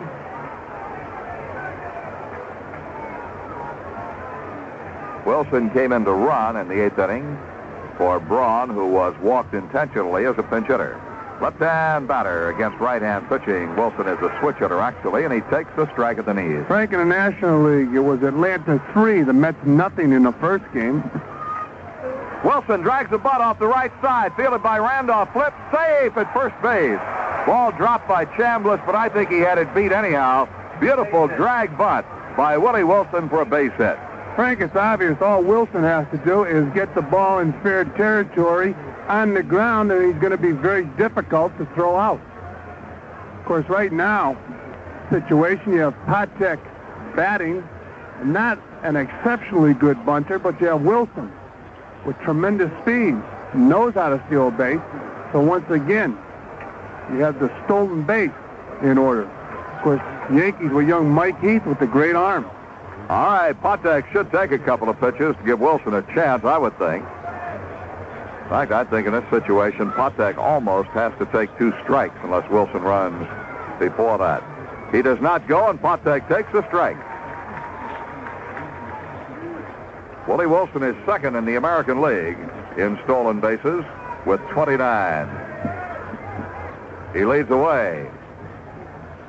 Holds his ground, does not go, and Patek fouls one off. Well, Patek took 1 pitch for him, figured if he didn't go then, I got to swing away. No balls and 2 strikes, and Patek may have swung at a pitch out of the strike zone. Looked like it was outside. Just got the tip end of the bat on it.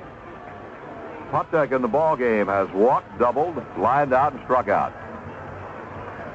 1 away. Wilson takes his lead and scoots back ahead of a throw. I think he wanted to go that time. He was dancing a little bit, trying to rattle Gossage. Gossage threw over there, and Wilson just did get back. They tell me Wilson has not yet learned how to run the bases. He has not yet learned how to steal. His stolen bases are on speed alone. Pitch out, called for by Heath. He was not going, and it's 1-2. Now, Frank, Billy Martin calls the pitch out, so I would not be surprised to see another pitch out right here. I wouldn't be surprised to see Wilson go right here. Throw over to first base. He gets back. The only problem with the pitch out is you have Gossage, who's not a controlled pitcher, and you really do not like to waste those pitches. Wilson is going. The pitch is inside off the mitt of Heath, and Wilson did not know the ball got away, so he coasted into second base. Did not try to go to third. With his speed, I don't know. He had as much chance going on to third base. He did try to steal second. It'll be a stolen base for him. Frank, if Wilson knew the ball went by Heath, he could have made it to third base easily. That ball looked like it tailed in on the batter, Fred Patek, a difficult ball for the catcher to handle, especially Gossage with his great velocity. You have to handle that ball, take that glove, and bring it all the way back to the other side of your body. And, of course, Wilson, the way he can run, I'm sure Heath was rushing himself. All right, it is a stolen base. 2-2 pitch now to Patek. It's hit in the air to center field. Rivers is there to make the catch. And there are 2 down. Wilson holding up at second base on the fly ball to dead center field straight away.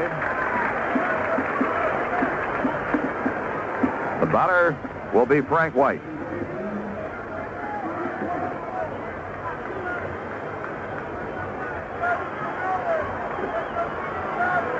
Frank White, a right-hand hitter.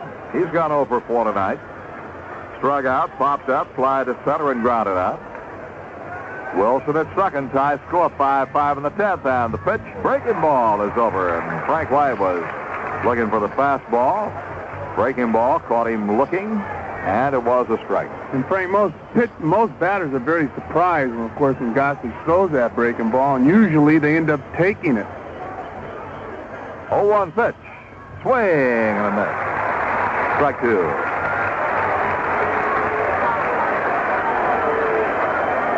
Willie Wilson out at second, 2 down. Score tied at 5 here in the 10th inning. The Goose gazes down to Heath. 0-2 pitch.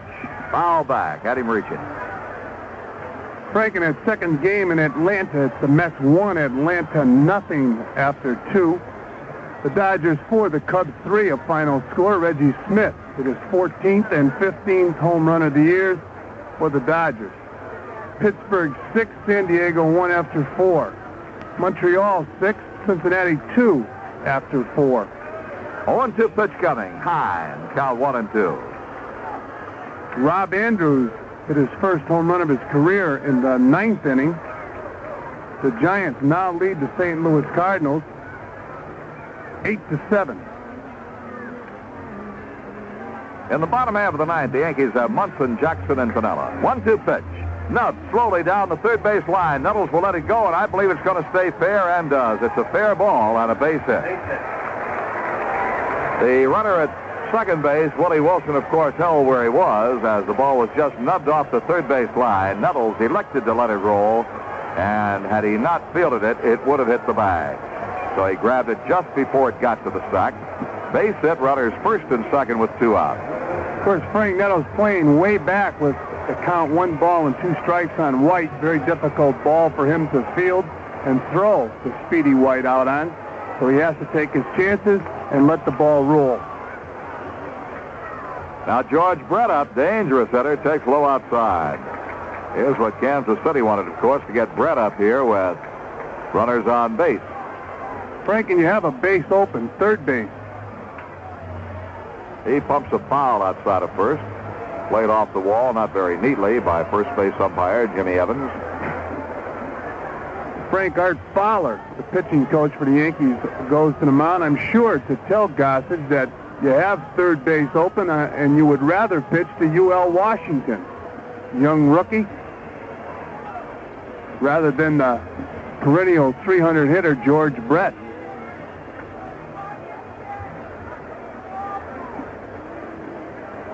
You got a couple of options. You think about that, about walk-in, perhaps pitching so carefully to Brett that you walk in with a base open. I don't usually care whether it's first, second, or third. It's open. If you want to walk a man, you got an open base, period.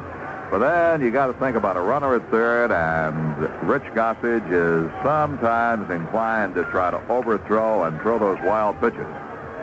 So I don't know. It's you got to think of it both ways, I guess. Very good point. I'm sure that what the Yankees are concerned with right now is Brett, the best hitter, one of the best hitters in the American League. He takes the strike, this Brett, as Gossage got it right over the plate at the knees. 1 ball and 2 strikes. 2 men on, 2 men out here in the 10th inning. Score tied, 5-5. Gossage looks in, set, 1-2 pitch, outside, 2 balls and 2 strikes.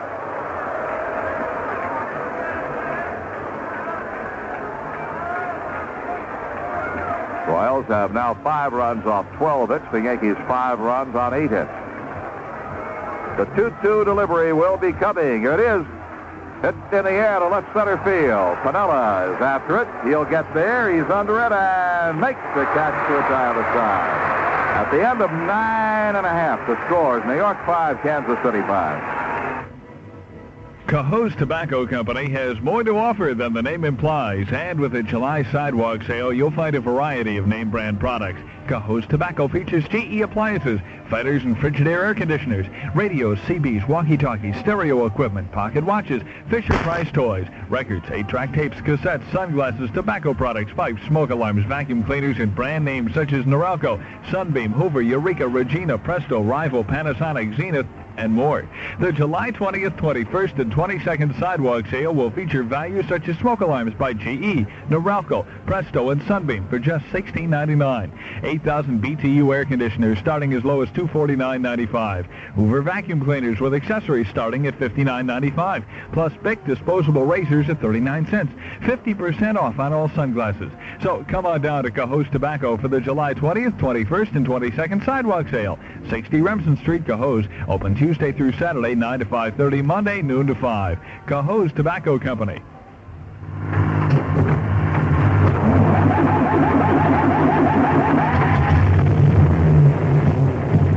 This is Charlie Huddle. I'm moving. No more all-night talk show for me. Don't say that. I'm going to be talking with callers from 7 p.m. to midnight. Blah, blah, blah, blah. It doesn't amount to a row of pins. Well, just you wait and see Monday, July 24.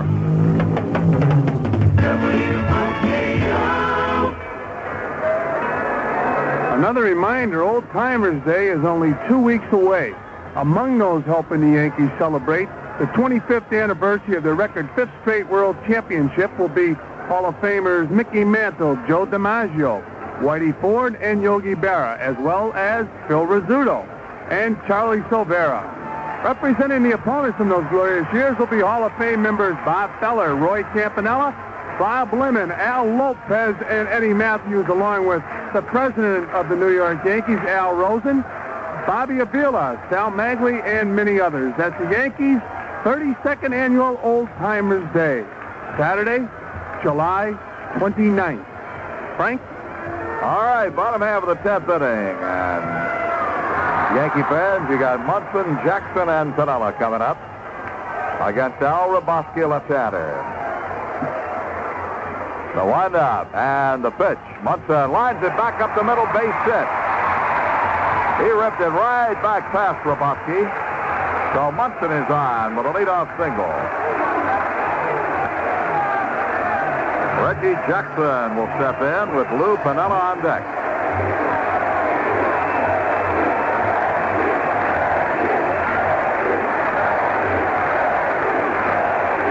Jackson has not laid down a bunt this year. And Frank, I'm sure he's laid down very few bunts in his career, so it's a difficult decision to make him bunt in this situation, especially in Yankee Stadium with the short right field porch. Munson at first. Nobody out. 5-5 ball game. Left-hander Roboski comes set. And the pitch to Jackson. He squares and ducks a high inside pitch. Came right in head high, and he had to duck out of the way. He was going to bunt had he been in the strike zone. He squared off, and then just did get his head out of the way.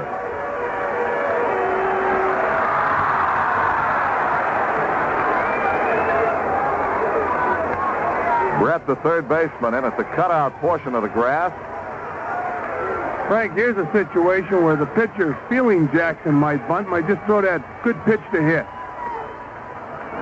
Jackson squared and takes a strike, and the count evens 1-1. And now Dick Hauser wants to come down and talk to Reggie Jackson.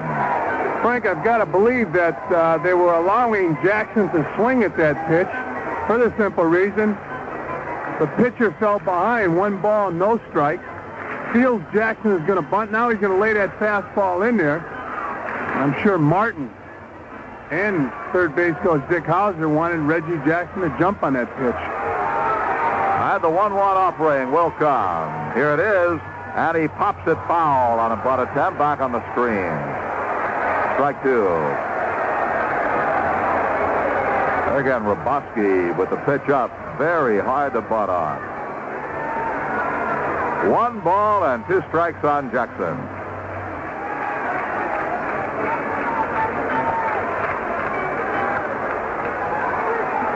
Darrell Porter's swinging his right arm around in a circle. Here's he has to make a throw as Munson walks off his lead at first.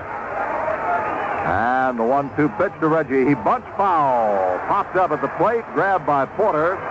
Jackson was out anyway.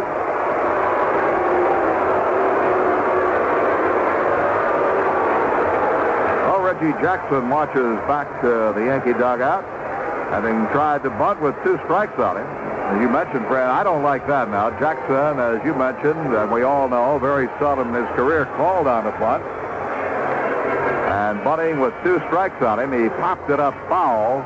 It was caught by Porter, but he was out anyway. It will be a put out to the catcher. Of course, the strikeout would have been 2, but that is not a strikeout.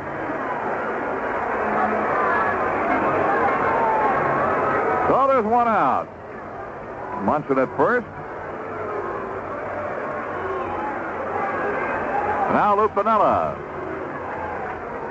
Piniella is 1 for 4. Munson, 2-3-step lead at first base now. Roboski deals, misses outside, ball 1.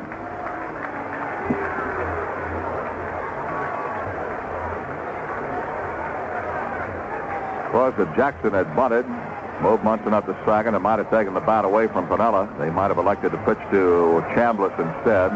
Very good point. All sorts of options.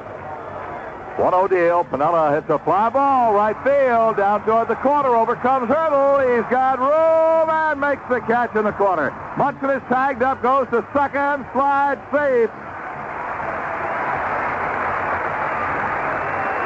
Boy, Piniella gave that ball a long ride to the right field corner. And it was caught at the fence by Hurdle. Deep in the corner. Munson just did make it into second base ahead of a strong throw from the right fielder, Hurdle. Frank, I've got to believe that Porter, well, right now they're throwing to first base to appeal the play. Home plate umpire Larry Barnett says Munson waited long enough. Now Chris Chambliss steps in, and this is a difficult decision. Do you pitch to Chambliss, who usually puts the bat on the ball, or do you want to pitch to the free swinger, Nettles, who's on deck? Trent Borowski with a strikeout on the Jackson. All right. I got a correction from the official scorer, Dick Young. I'll give to you in a moment. Roboski's pitch to Chambliss, high and in. I think he'll pitch carefully to Chambliss. I just believe, where a base hit would win the ball game, I might rather pitch to Nettles than Chambliss. If a home run would win it, I might rather pitch to Chambliss than Nettles. You need a base hit to win it. Now the 1-0 to Chris. Inside, ball 2. And the official score rules that on the Jackson play, when he bunted with 2 strikes and popped it up to the catcher, Darrell Porter, it will be registered as a strikeout for Roboski. Bunting foul on 2 strikes, even though it was bunted, popped up. Porter caught it in foul territory. 2-0 pitch to Chambliss, high. He's pitching around Chambliss, really.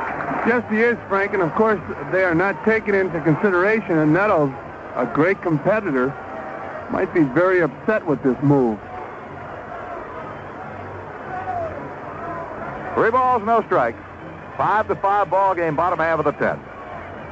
Roboski offers, high. Chambliss walks on 4 pitches.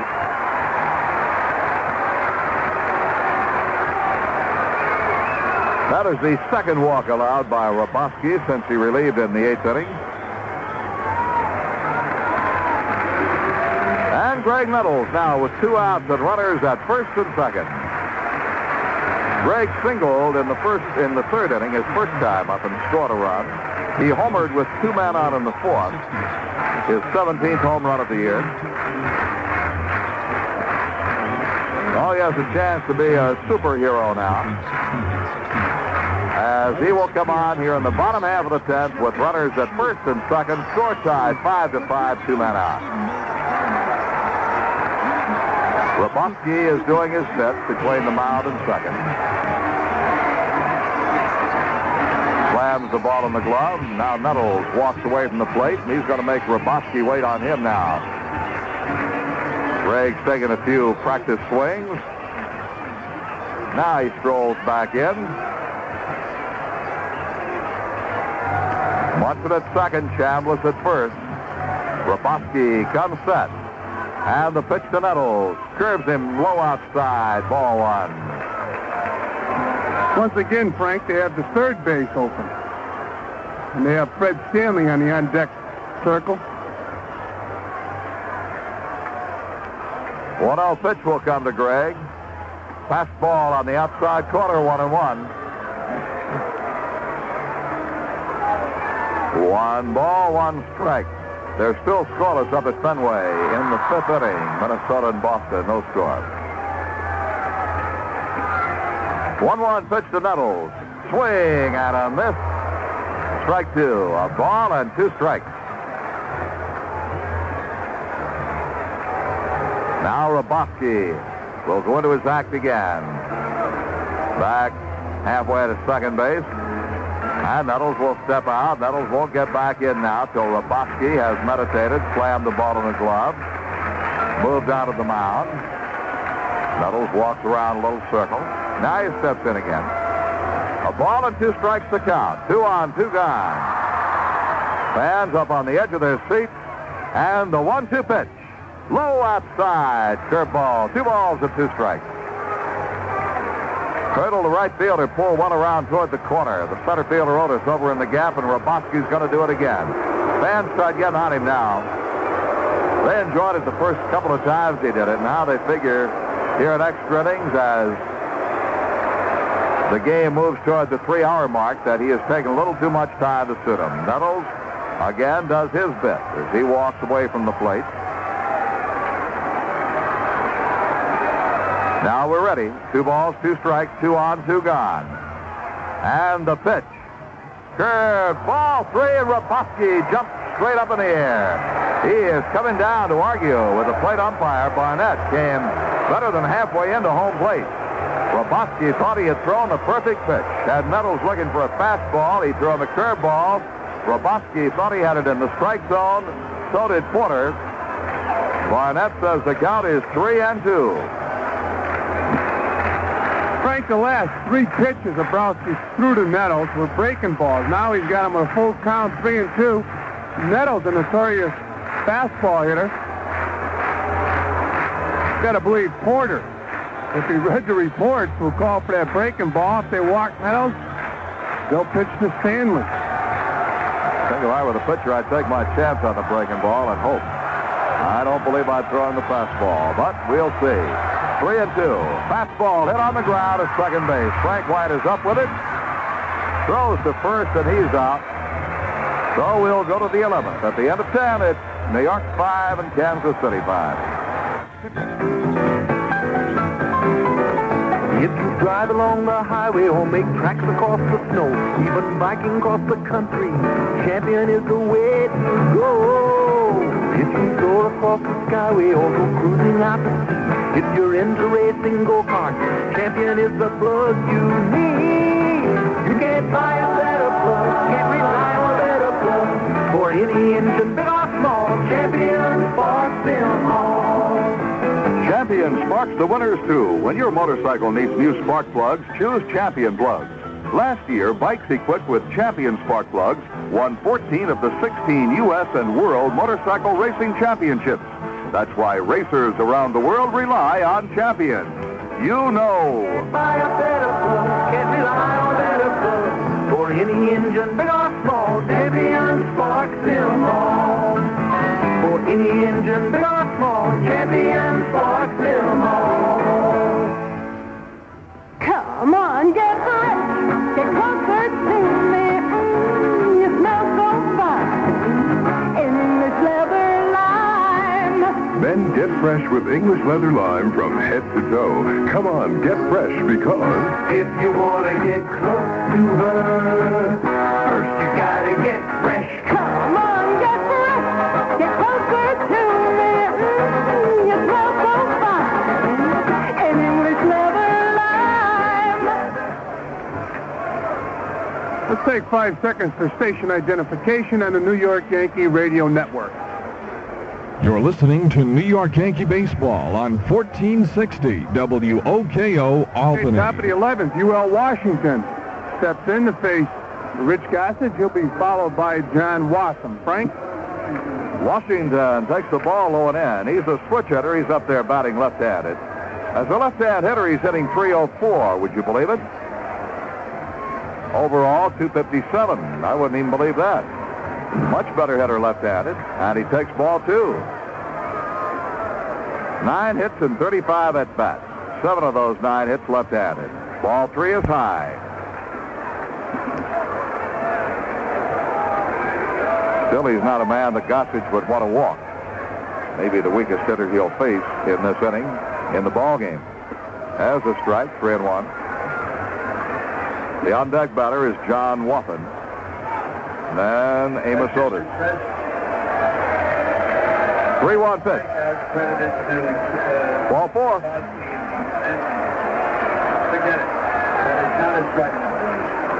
Well, Dick Young, the official score, has corrected his correction on my correction. We'll go back and on Jackson's at-bat, when he bunted with 2 strikes, I said it would not be a strikeout, it'd be a pop-up to the catcher. And Dick Young said it was a strikeout. Now Dick, after conversing, says take the strikeout away, and it is a pop-up to the catcher. Watson up there to bunt and bunts it back toward the mound. Gossage has it, looks at second, now throws to first, and gets the sure out at first base. It'll be a sacrifice, 1-4. Willie Randolph over to cover first. And now 20 seconds for our local stations to identify themselves. I'm Doug LaRock at WOKO Albany. Governor Kerry says he and legislative leaders are close to a compromise on the anti-crime legislation, and the governor has appointed a placement of resigned prison chief Benjamin Ward. I'll have the details in this story and others after the Yankees-Royals baseball game here on 1460 WOKO. Amos Otis, the batter, with a go-ahead run at second, 1 out. UL Washington has good speed. Otis, a good hitter. Amos is 1 for 5 in this game, a batting average of .274. He knocked in the tying run in the ninth. Takes down low, ball 1. Otis got his base hit when it counted. The drive in the tying run in the ninth. 1 ball, no strikes. Darrell Porter is on deck. The set by the Goose, the pitch, hit in the air to right field. Munson going back, still back at the fence. Makes the catch, but drops the ball. He dropped the ball. UL Washington goes to third. Munson had it and dropped it. Frank Munson got a good jump on the ball. Then he started to backtrack once he got to the warning track. And of course, it's inexperience. He had the ball, but did not know where the wall was. And hit the wall very hard. Now he's complaining to the umpire, and I'm sure he's telling umpire Jim Evans that he caught the ball, was about to take it out of his glove, which could be a legitimate complaint, and dropped it. Billy Martin is up on the dugout steps looking out that way. He has not come out to argue the play. So the Royals have runners at first and third with 1 out. And the batter, the very dangerous Darrell Porter.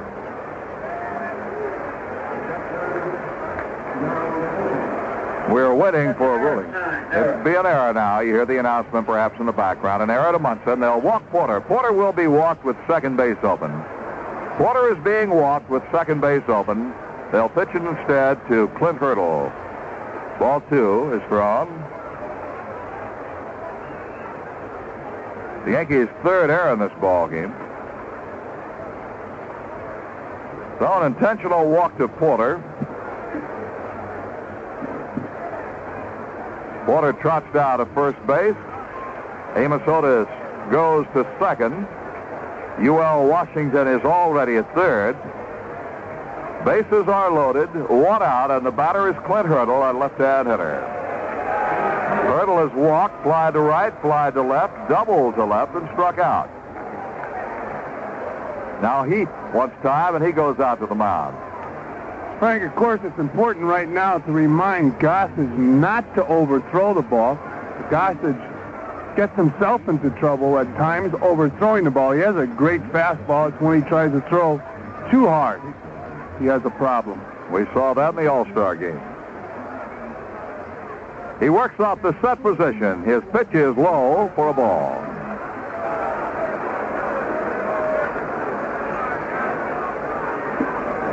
Bases loaded, 1 out. Gossage deals. Bouncing ball to first. Chambliss has it. Fires home. Out at the plate on the fourth. Chambliss had to jump up for the high bouncer.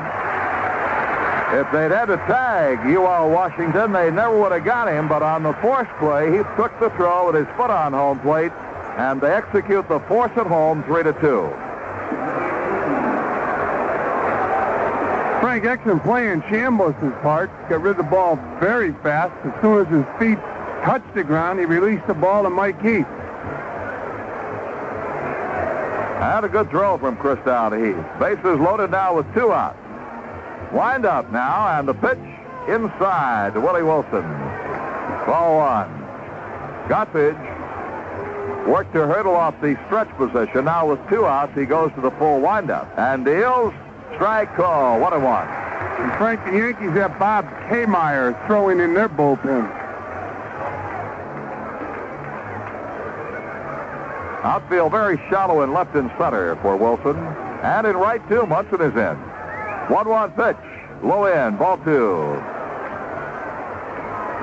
I think if I were a hitter, that would make me a little bit mad to see the outfield that close, all the way around. Of course, if you can't hit the ball very far, it doesn't make any difference how mad you get. Pitch is low and inside, ball 3. It's 3-1.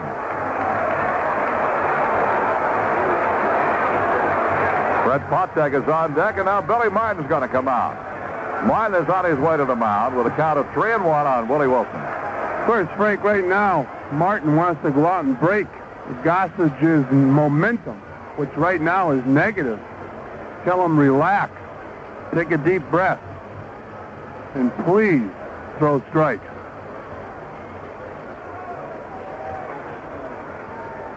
Willie Wilson, a .237 hitter. I said that Washington might be the weakest batter that Goose would pitch to in this inning, but Wilson has a much lower batting average left-handed, batting only .202. Frank, with the count, 3 balls and 1 strike, 2 outs and the bases full here. Got to believe Whitey Herzog will have Willie Wilson taking another pitch. A full windup, 3-1 pitch. He takes it for a strike, 3-2. So now it's man against man. No strategy can be involved here. It's just Gossage and Wilson. 3-2 count, 2 outs. The runners are going. The pitch is taken, ball 4. And Gossage charges down to argue. Well, he slows down now as he walks into it home plate. Gossage was very upset. And now he is going to argue with the plate umpire, Larry Barnett, who walks out to meet him at the dish. Ball 4 has walked in, the go-ahead run. Mike Heath, the young catcher, is arguing with Barnett. Let me look over toward the dugout. Billy Martin is yelling from the dugout, but he cannot come out. The invisible fence is thrown up around the manager. He comes out to argue. He's out of the ballgame. So ball 4 has walked Wilson to force in the go-ahead run. And Gossage has been thrown out of the ballgame now by the second base umpire.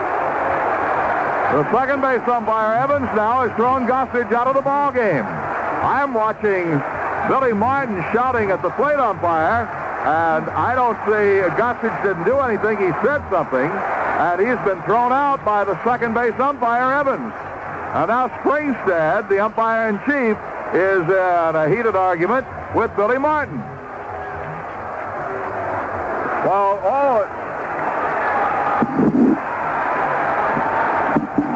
I've got to feel, as the argument rages on 2 fronts, Gossage throws the baseball now as he walks toward the dugout. He's already been thrown out by Evans.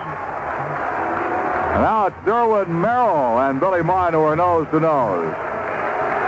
Derwin Merrill, Frank, I believe it was Merrill who threw him out. I'm sorry, I said second base umpire. It was Merrill, the umpire at second base. And I believe Gossage was saying something behind the mound when Merrill threw him out. Now that surprised me. Usually you direct it towards the umpire that will throw you out of the game. In this case, he was upset with Larry Barnett. With Merrill. Well, he's upset with the plate umpire, Barnett. Right, he was upset with Barnett and not Merrill. And Merrill threw him out of the ball game.